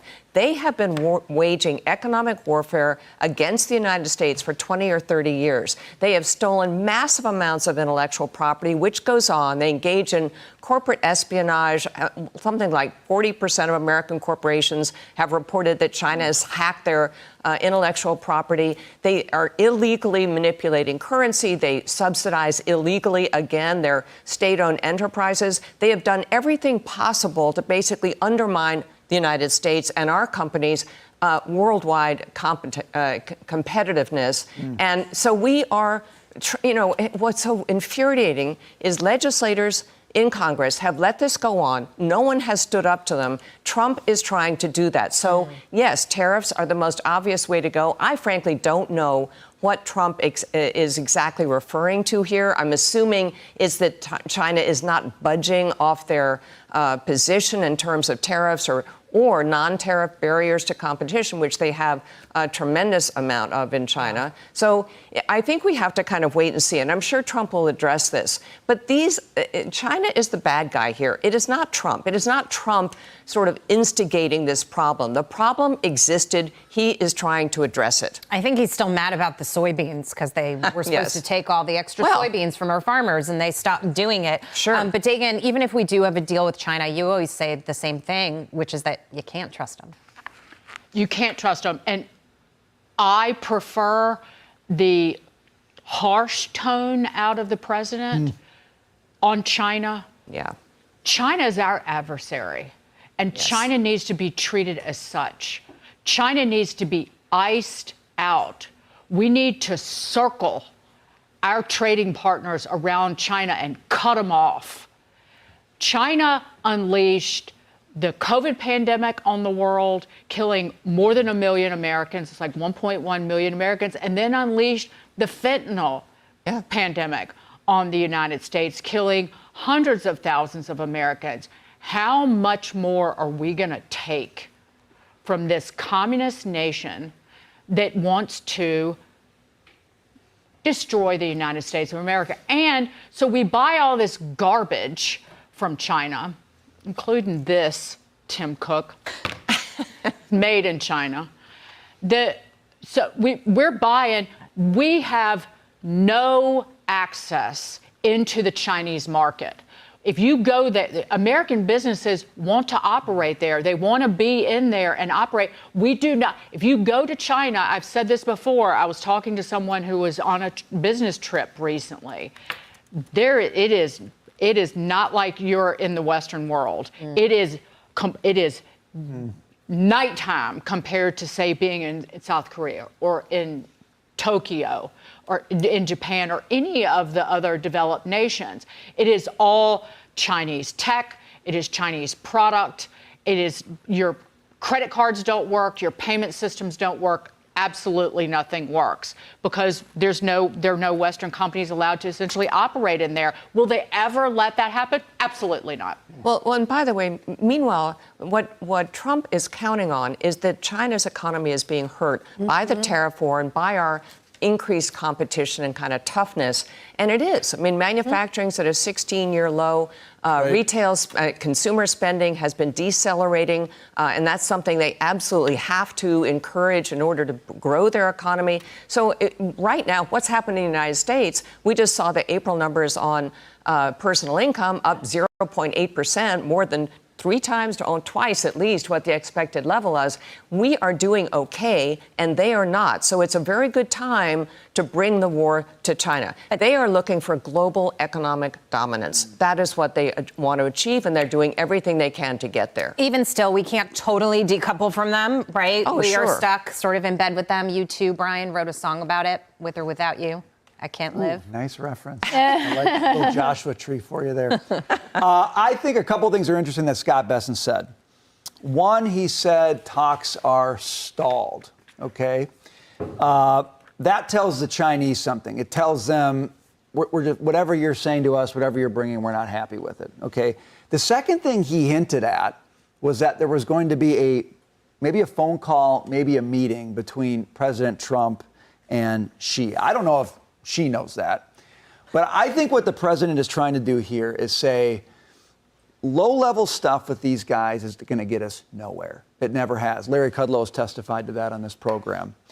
I think the president wants to get across from Xi, and I think he wants to address all of the things that you raised, Dagan. And I do think he wants a deal, because I think that it's not going to be total decoupling. It's going to be strategic. But I think he wants to send a very clear message that we know what happens to China if we keep doing to China what we've been doing to them. Right. The unrest is going to be significant. And I think that's how he's going to get something done. There's nobody else who's going to get this done but President Trump. And Scott Bessent basically made that clear in that interview. Things go nowhere until the two top guys meet. And we're right here with just to remind everybody during this pause period what was promised. China cut their tariff from 125 to 10%. The U.S. cut its tariff from 145 to 30%. The U.S. 20% tariff due to fentanyl remained intact, and reductions are going to go for 90 days, which we're eating into that time as we're heading into early August. Yep. So at the end of the day, some terms need to be reached, or I don't know, do the tariffs ratchet back up? Where Trump goes with this? I'm with Liz on this about this is a game of who needs who more. So right after, and I'm getting lazy, I apologize. I had a chart of the day. I forgot to send it. I'll put it out on X for you guys. I will act it out in improvisational dance.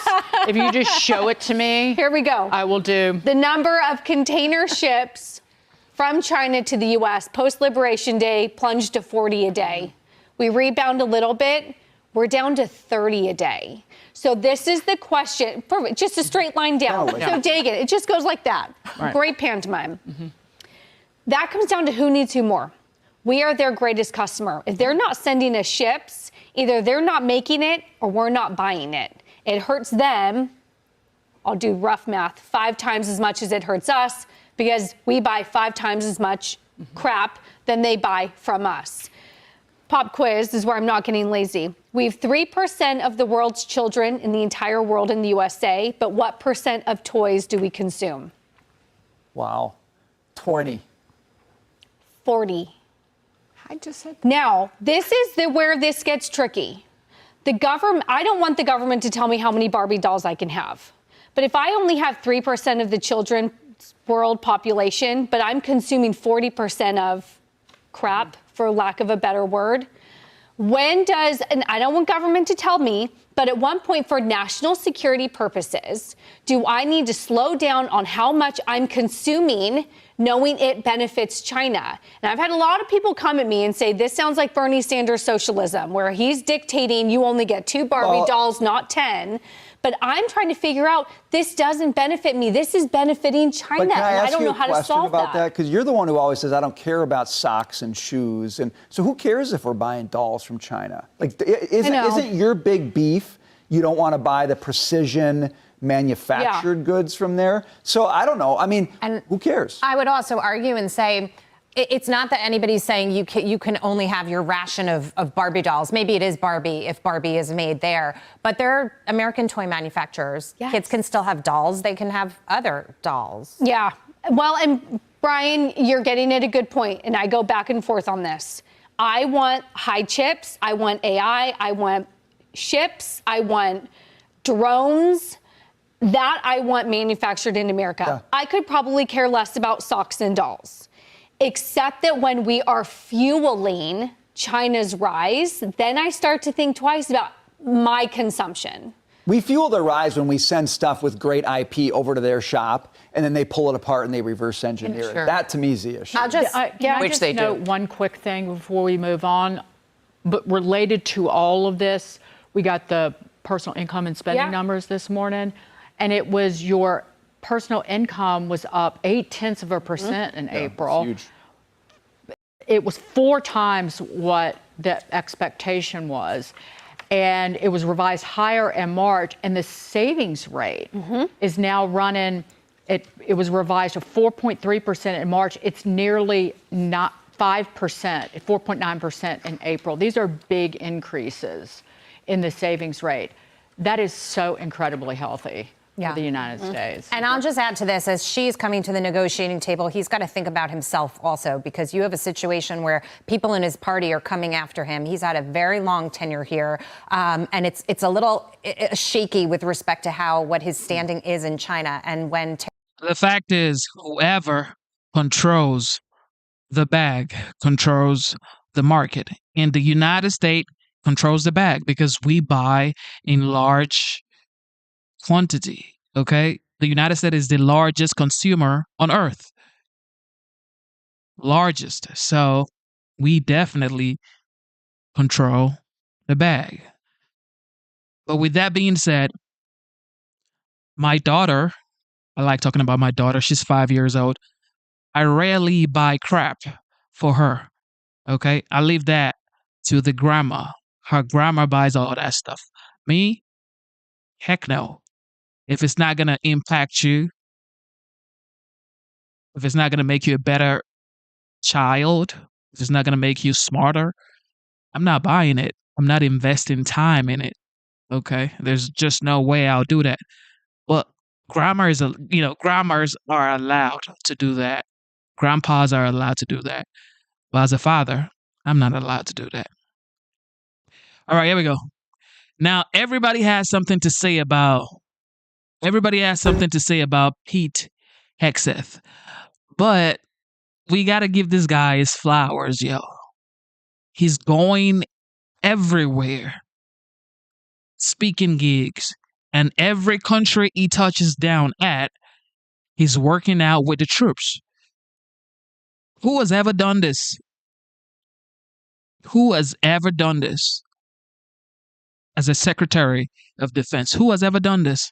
I don't think anybody has ever done this. He has a ball of steel. I'm going to tell you that much. To hold the line. You spend the best years of your life, your young years of your life in uniform, staying fit, staying ready, putting yourself willingly in harm's way for 330 million people who are a long way away. And I'm here to tell you that it matters a lot.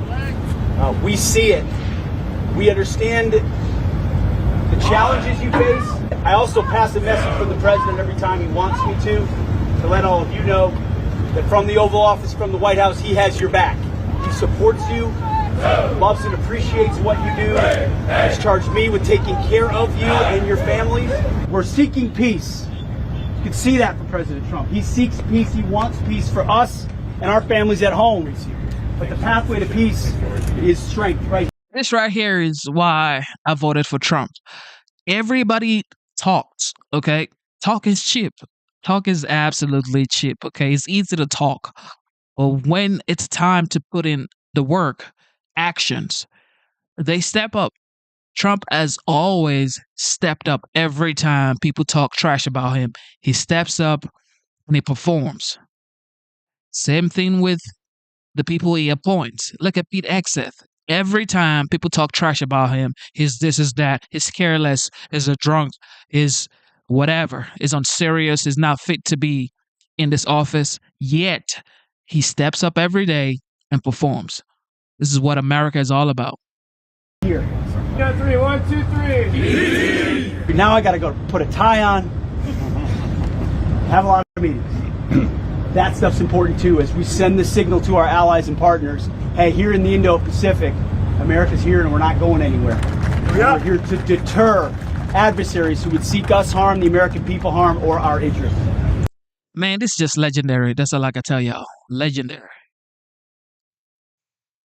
And my first guest tonight has made those goals his top priority. Stephen Miller has been at the president's side for a decade. And now in his role as Deputy Chief of Staff and Homeland Security Advisor, he's working to make President Trump's vision for a safer and stronger America the reality. But that task is not without its challenges. So when I sat down with Stephen this week, I asked him how he plans to overcome the opposition. Stephen, we're almost halfway through 2025. You've been around for a long time. You've been around President Trump for a long time. Give me your take on the state of things within the Trump administration 2.0, as I call it, and what are the top priorities heading into the summer? Well, first of all, it's wonderful to be here with you. I've been around for 10 years now. Sometimes it feels like it's only been a year. I mean, just in terms of how quickly time has moved as we've gone through as a nation, this incredible revolution of common sense, as the president calls it, and the birth of the MAGA movement all the way to the height of not just American politics, but world politics, right? The MAGA movement, the Trump movement, sits on top of geopolitics for the entire world as the most successful, influential political movement, changing the entire planet in terms of peace, security, prosperity.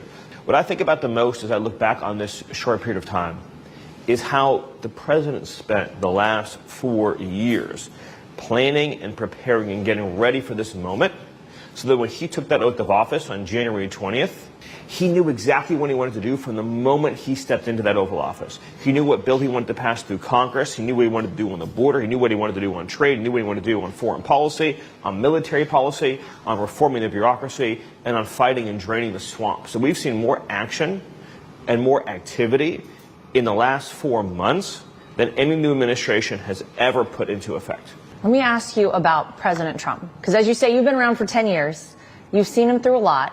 What has changed about President Trump and what hasn't changed about President Trump and the way he operates in the White House? So President Trump, I've been so blessed, so fortunate to be able to watch him as a leader up front, close and personal for 10 years, as yet he built the MAGA movement from nothing, from scratch. You know, in 2016, when he first ran, I think, I don't want to insult anybody, but I think pretty much every other Republican in that race was some version of an establishment Republican. That's all the Republican Party had to offer, was establishment Republicanism, status quo. President Trump blew up that whole entire failed system, and for the first time in our lifetimes, gave the American people a different choice, something other than the status quo, something other than, and I know it's a harsh word to use, but we were on a glide path to national suicide. Between open borders, between uncontrolled bureaucracy, between our total surrender on trade and economic policy, the throttling of American energy, the destruction of our culture, our education system, and the destruction of the rule of law, we were going to become a failed nation. And he changed all of that, and he offered people not just a choice, but hope. For the first time in their lives, they had hope that somebody in this system would fight for them. Nobody would ever choose to endure the 10 years of communist persecution that he, his family, his business associates, and his friends were subjected to. Watching him now be able to outmaneuver the left every single day, be 10 steps ahead of them at all times, just demonstrates how much they miscalculated by coming after him, because they've now made him far stronger than they could have ever possibly imagined. I've never seen any leader more determined and resolved to do the right thing. Whenever anyone brings him a problem set, he always just says, we need to do what's right for the American people. I don't care what they say about me. I don't care what they do to me. I don't care what I have to endure. We're going to do what's right for the American people. And that's what you're seeing every single day. The first term of President Trump was the most successful presidency that we have ever seen. But the second term is defying even the highest expectations the American people have ever had. What do you think happens to the Democrats as a whole? They took things way too far on a lot of fronts. Where do you think their party goes from here? Part of the reason why they have resorted to lawfare as effectively their entire political strategy is because they have an unsellable ideology. In other words, they're committed in a popular democracy. They're committed to a series of beliefs that are like 10, 20% in support. So they have to be corrupt to get anything done.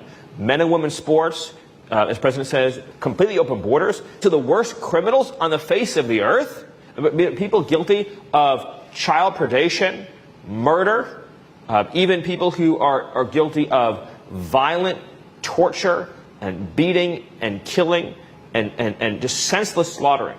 And they're let in without limitation for 4 years, right? A political party that's committed to raising taxes on everybody, right? A political party that is against the police, that wants to defund the police in your community, that wants to let rioters run free. And the punching bag for all of this are the hardworking American citizens. The people who do it right, they're the ones who are getting the brunt of it every day, economically, socially, culturally. So it's an unwinnable political message.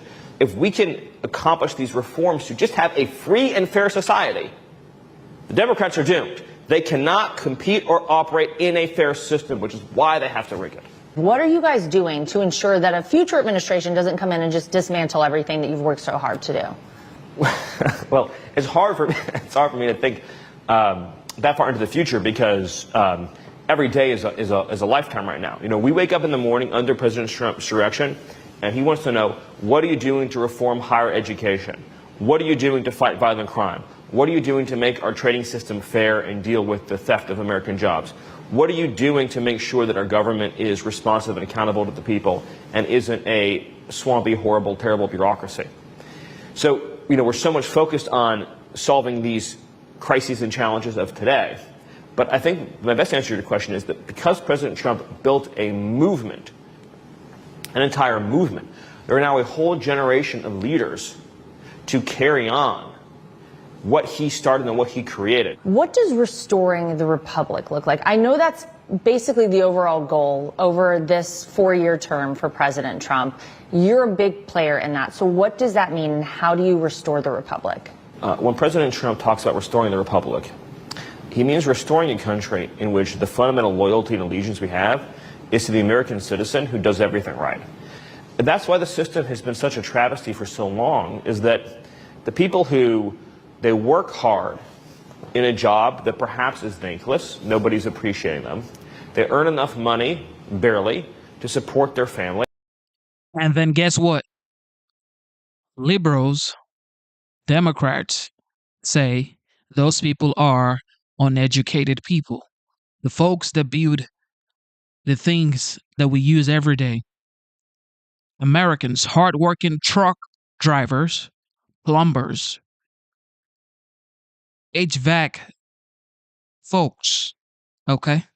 Construction workers that build our roads, bridges, homes,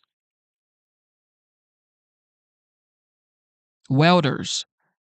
These folks would say, well, the liberals would say, those guys are uneducated. The uneducated people, Trump loves the uneducated. Oh, you mean to say Trump loves the people that actually works hard every day to make sure America keeps running, the steel workers, the miners, Okay. To take care of their kids, to take care of their loved ones. They follow every rule, they pay every tax no matter how outrageous.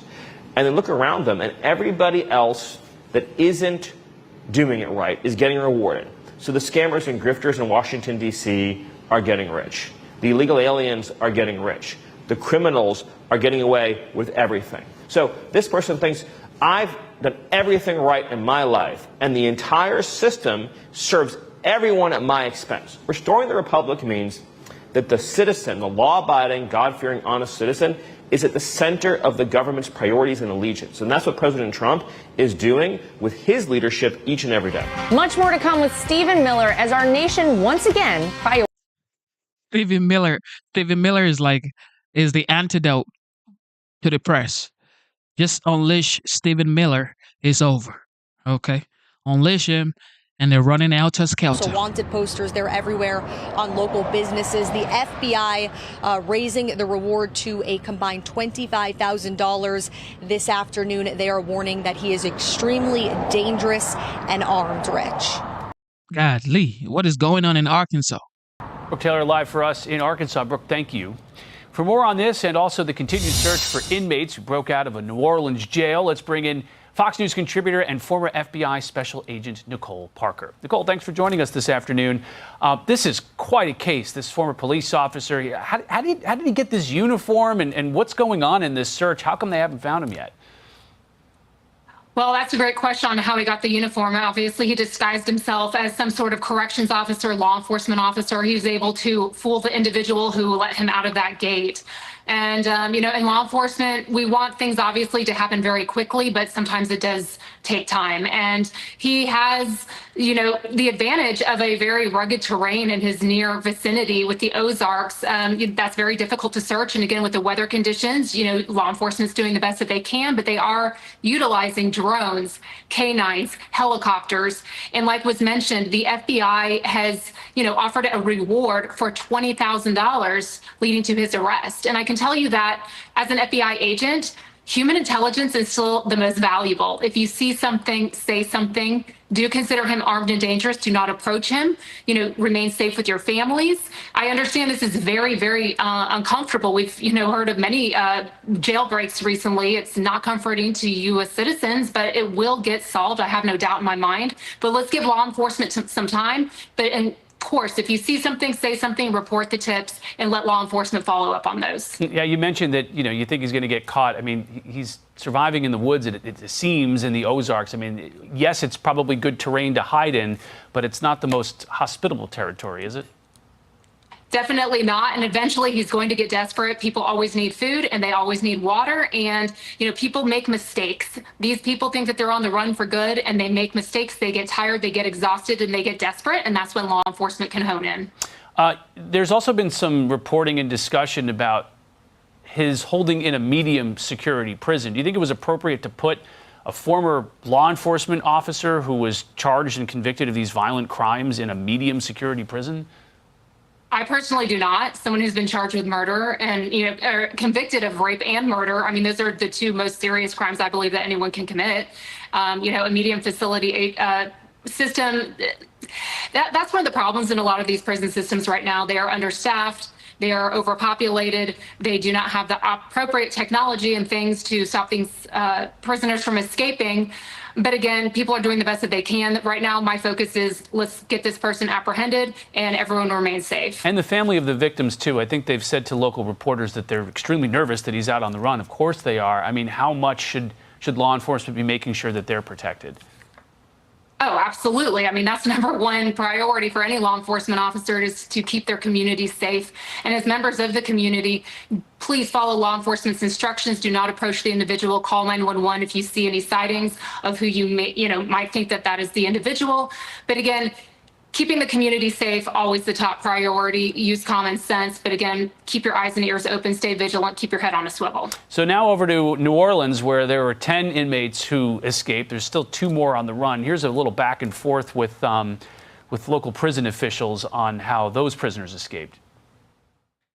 There have also been a number of problems since the escape actually happened.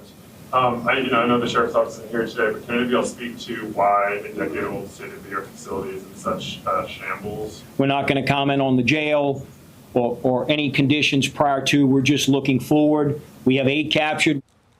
I mean, we just talked about a minute ago, Nicole, how there are underfunded facilities, understaffed facilities, but this seems to be on the pretty extreme end of facilities that you've seen, no? Right. And I mean, again, I have not served in New Orleans, but I do have friends from the FBI who have served as special agents in the New Orleans area. And it is something that is a very serious problem there. New Orleans has, a lot that they deal with.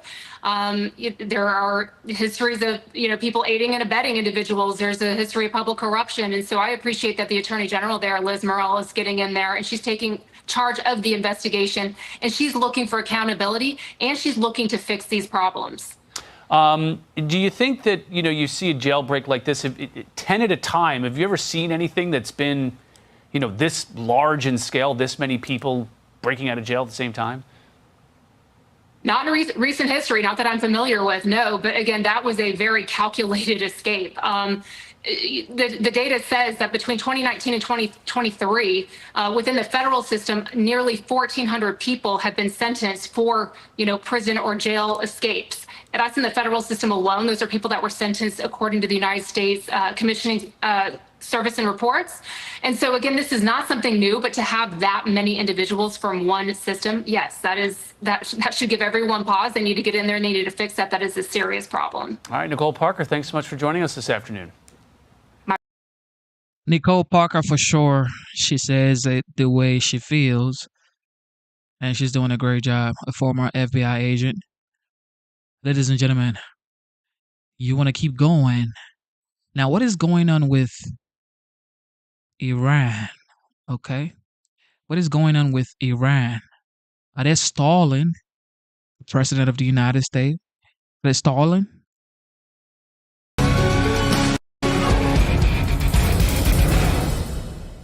Welcome back, America. We're here with Michael Doran, the Hudson Institute, really a top scholar in the entire Middle East. Michael Doran, I have to say, I have a lot of great faith in Benjamin Netanyahu and Donald Trump, that these are the 2 right men at the right time to do the right thing.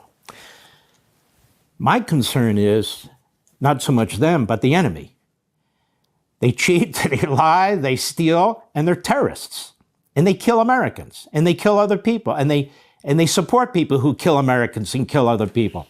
So is it possible that when it's all said and done, the Houthis will keep shooting missiles into Israel, that Hamas will survive, and Iran, if not in the next 4 or 5 years, but maybe 10 years, because they play long ball, just like the communist Chinese, that they'll have a nuclear weapon? Is all this possible?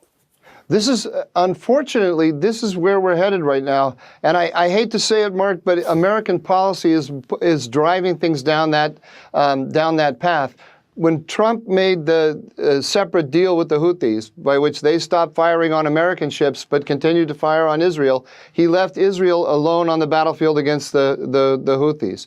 And now Steve Witkoff is negotiating simultaneously with the Iranians and with Hamas to come up, I think, with this interim deal, which is where it's headed on the nuclear program, but also a ceasefire deal with in Gaza that will leave Hamas in place.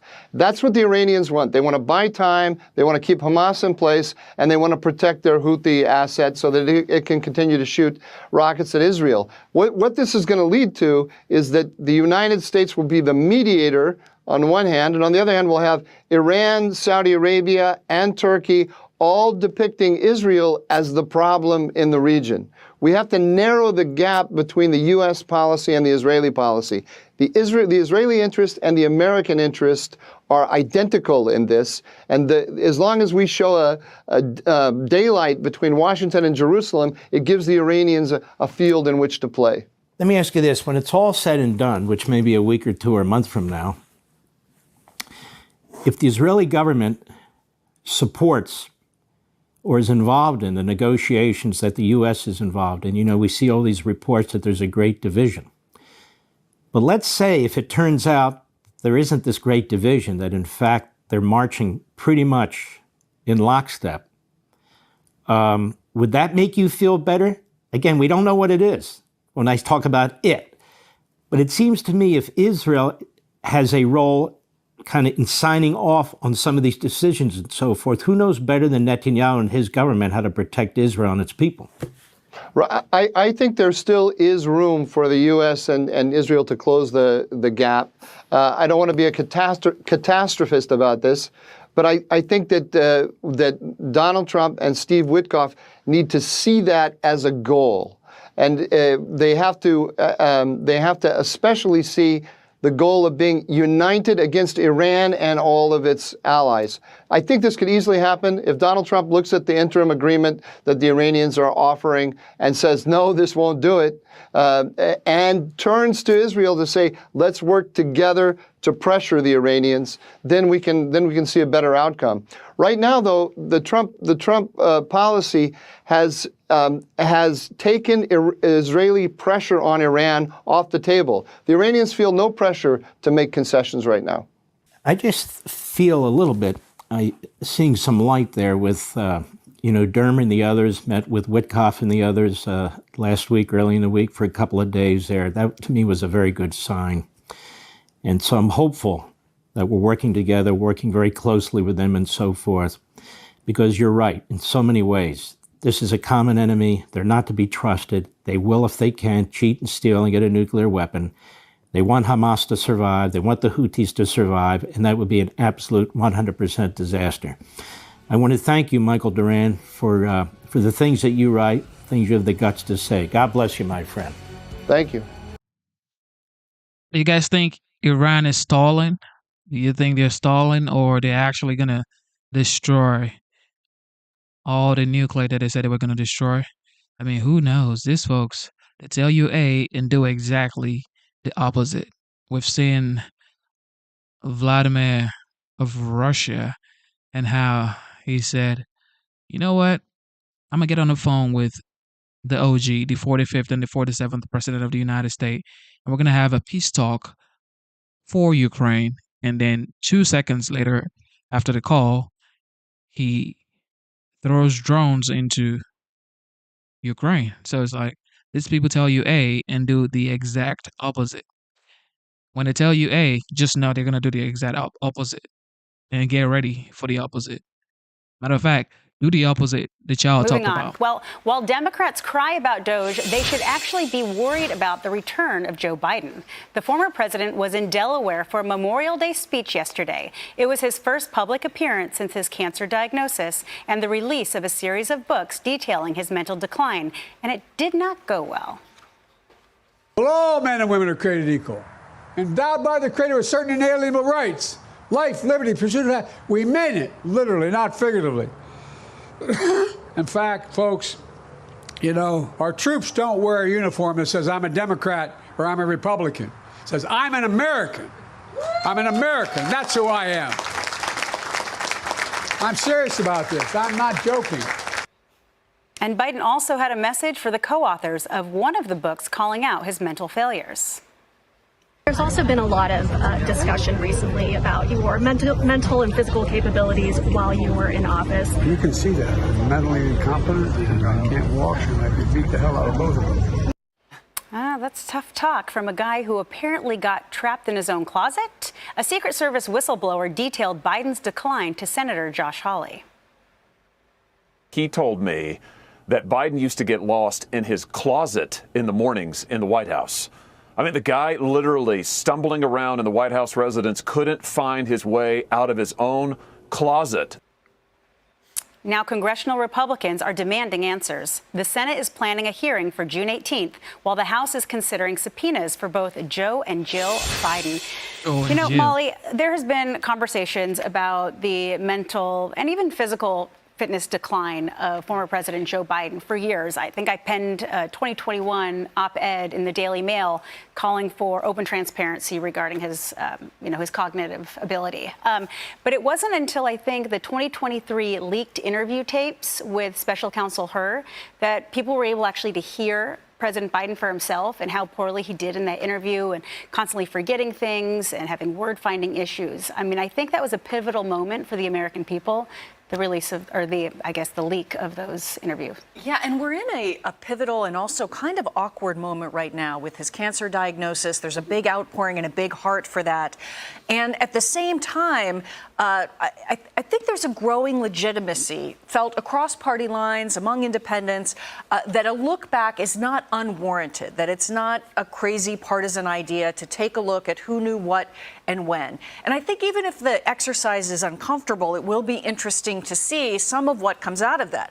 I think Democrats have even started to admit this to themselves with the publication of articles and books and the look back and the sudden sort of introspection that's been going on, including in the liberal media, that this is a story, was a story, and that it's not rude and it's not ageism, and that there is something to uncover here. So it'll be interesting to see what comes to light, potentially sooner rather than later, as we're looking at an actual date in June. So. Yeah, well, and Jason, I mean, oversight is obviously going to start by seeing this. You were chairman of Oversight Committee. You know, one of the things that I wonder about is the medical privacy. Are we actually going to get answers? They're saying they want to speak to the former White House physician. You know, what did he withhold something? Is he supposed to disclose something? Because there is physician-patient privacy issues.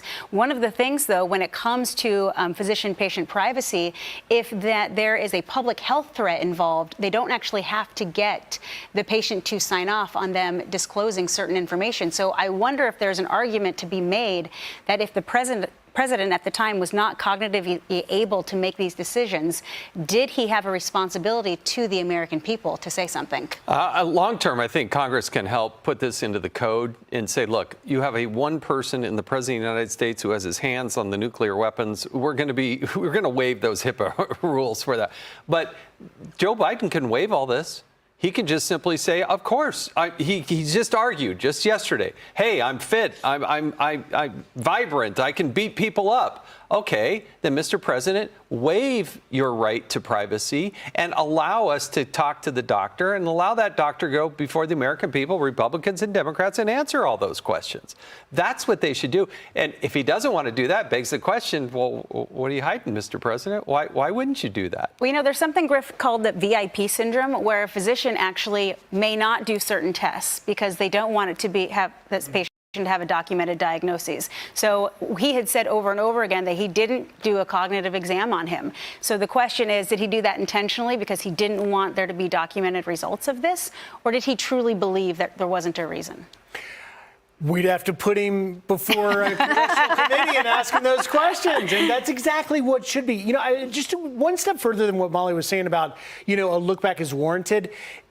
The past administration lied to the American people, and then ultimately we all saw it. And even when we all saw it, they then continued to lie. Karine Jean-Pierre talking about he runs laps around her and she can't keep up. It's not just a small lie or a twisting, a reframing of an issue. It's an outright bald-faced lie of the President of the United States. And I think that's why the not only look back, but also the congressional hearings with people exactly like the doctor or those in that inner circle to say, at what point did you decide you were going to move to the cover-up stage and defend what was clear to everybody around them? Well, the good news is at the 7 o'clock hour of this show, we're going to have House Oversight Committee member Byron Donalds. He's going to be joining us, and he's going to be taking our questions live. We have a lot to ask him about. Now, Byron Donalds, for sure, is running for the governor of Florida. Florida is a Republican state. He's most likely going to win, but he has to actually prove that he's capable, which he has for many years now as a congressman. However, you still have to convince the American people that you're capable. It's not more just because I'm a Republican. It has to be capabilities and can you perform under pressure? All right? But Joe Biden, okay, with Joe, everybody knew Joe wasn't there, okay? And they were saying that conservatives were being, abusive to the elderly. It's like, would you want somebody to talk to your daddy like that or your grandfather like that? No. Okay, but my daddy or my grandfather is not the president of the United States. So there's no point lying and saying he runs laps around them. They were lying. And now they're all saying, well, we didn't know. Jake Tapper. We're defined as anti-Trump. You damn right. You damn right. We are anti-Trump. But we also have to spend the time letting voters know what we stand for. A lot of them are with us on the issues. They're just not part of our coalition because they feel like they're not welcomed in it. There's a condescension that is imputed to Democrats that I think we really need to deal with. So much of politics is not just how you make people feel, but how you make people feel about themselves. For real?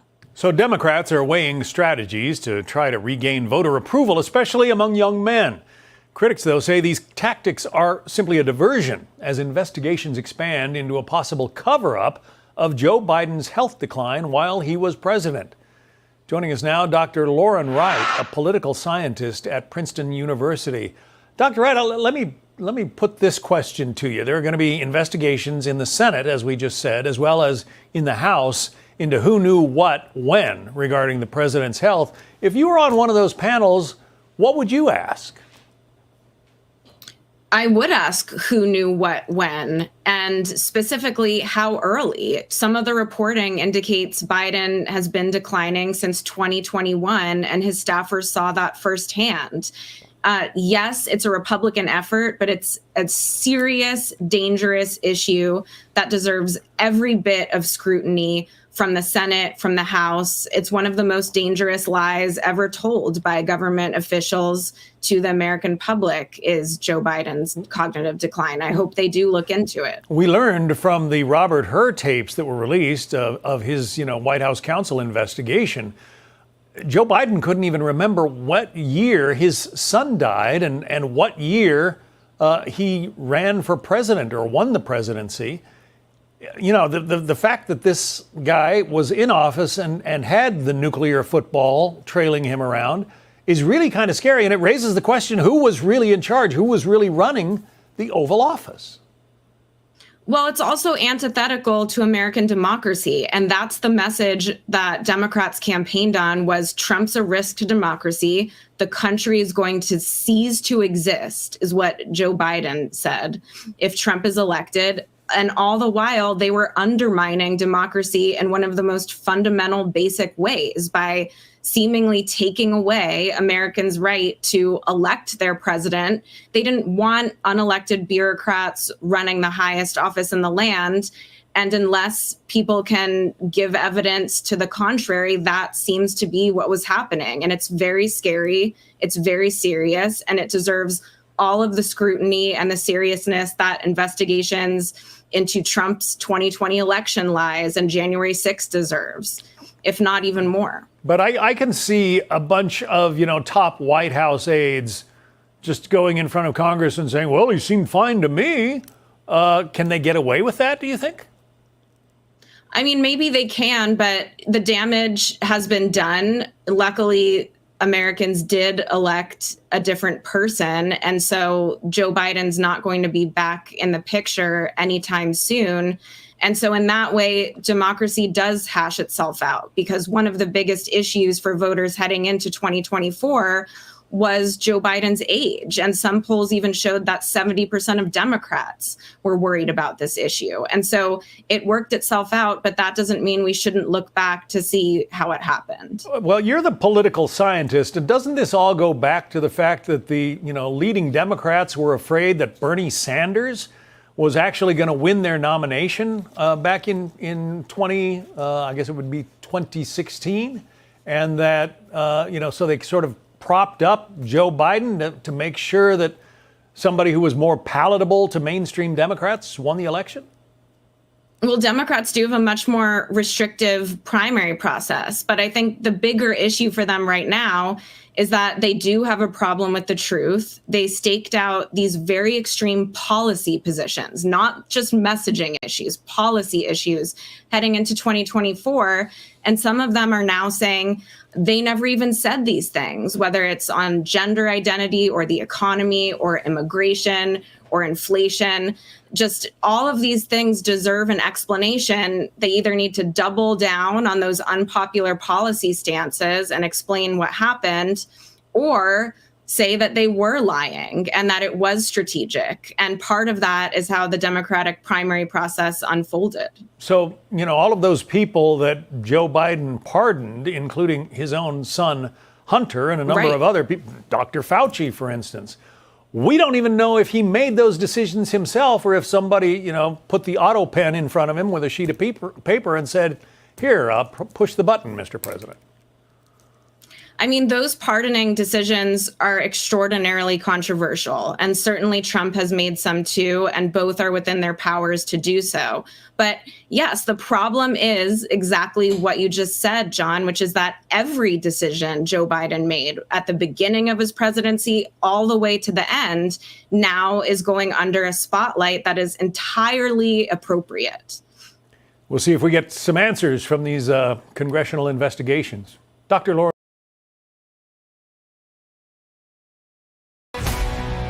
There's also been a lot of discussion recently about your mental and physical capabilities while you were in office. You can see that. I'm mentally incompetent, and I can't walk, and I could beat the hell out of both of them. I'm very proud. I put my record as president against any president at all. Former President Biden cracking jokes about his mental fitness in his first public remarks since his cancer diagnosis. But Republicans aren't laughing. Lara Trump was one of the few who called out his decline early on, and she joins us now. She's the host of My View on Saturday nights. Great to see you, Lara. So it really is kind of amazing to look at that clip right there. For during the entire 4 years of his presidency, I have no idea what he's saying, and I didn't even get that he was joking until somebody explained it to me.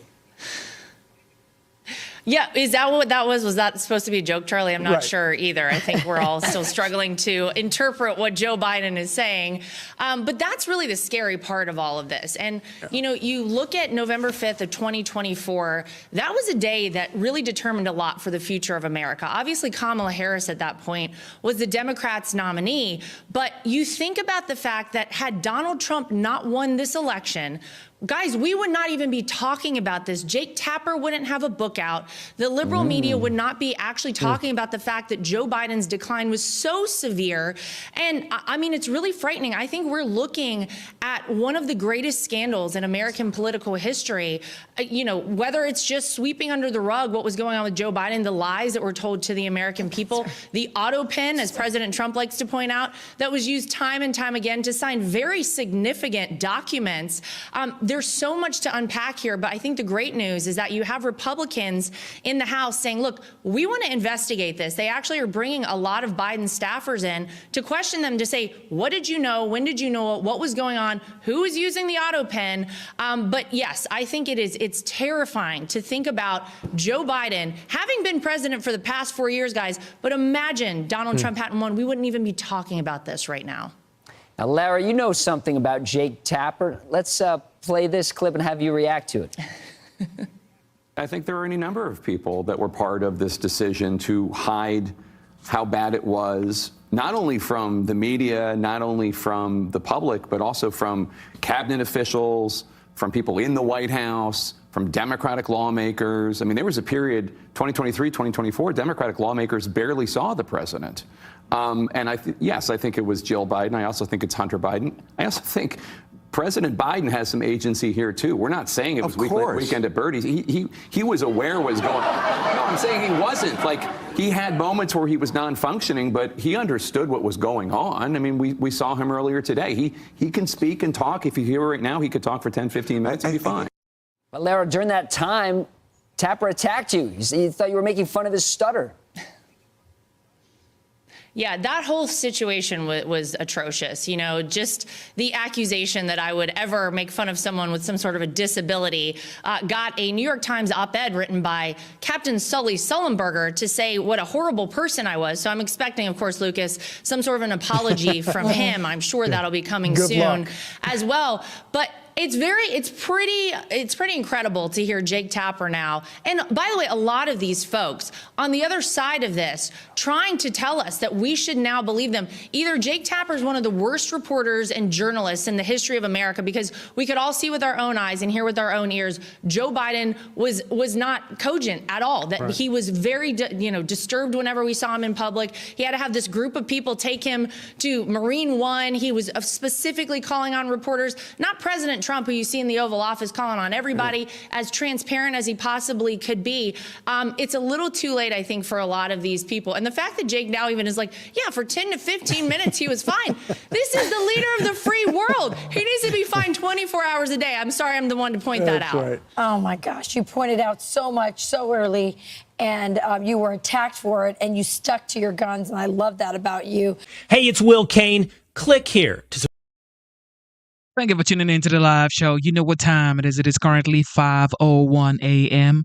And of course, today is the 1st of June, 2025. It's a Sunday, so God bless you. God bless your family. God bless your children. God bless the United States. The United States is the greatest country on earth. God is the greatest. Instead of looking for perfection, seek for consistency. Never give up on yourself. Never give up on your dreams. Never give up on God. Believe in yourself. Believe in your dreams. And believe in Almighty God. All right? With that being said, God bless you, C. Shelley, the moderator for tonight. If you stayed up until now, that means you enjoyed the show. Regardless if you're a liberal or a conservative, doesn't matter. What matters is you are American and you love the United States and you believe the United States is the greatest country on earth. So pray for America, pray for unity, pray for strength, and just pray for love, okay? Love in our heart, because we don't want bitterness to hate our fellow brothers and sisters. It's not worth it, okay? Love is the answer. Unity is the answer. All right. If you haven't subscribed to the channel, subscribe to the channel. If you haven't double tapped your screen to give this video a like, double tap your screen twice to give this video a like. And also we have memberships. It is $4.99 if you decide to join the memberships.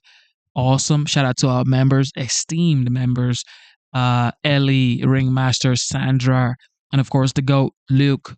Shout out to the GOAT, Luke, one more time.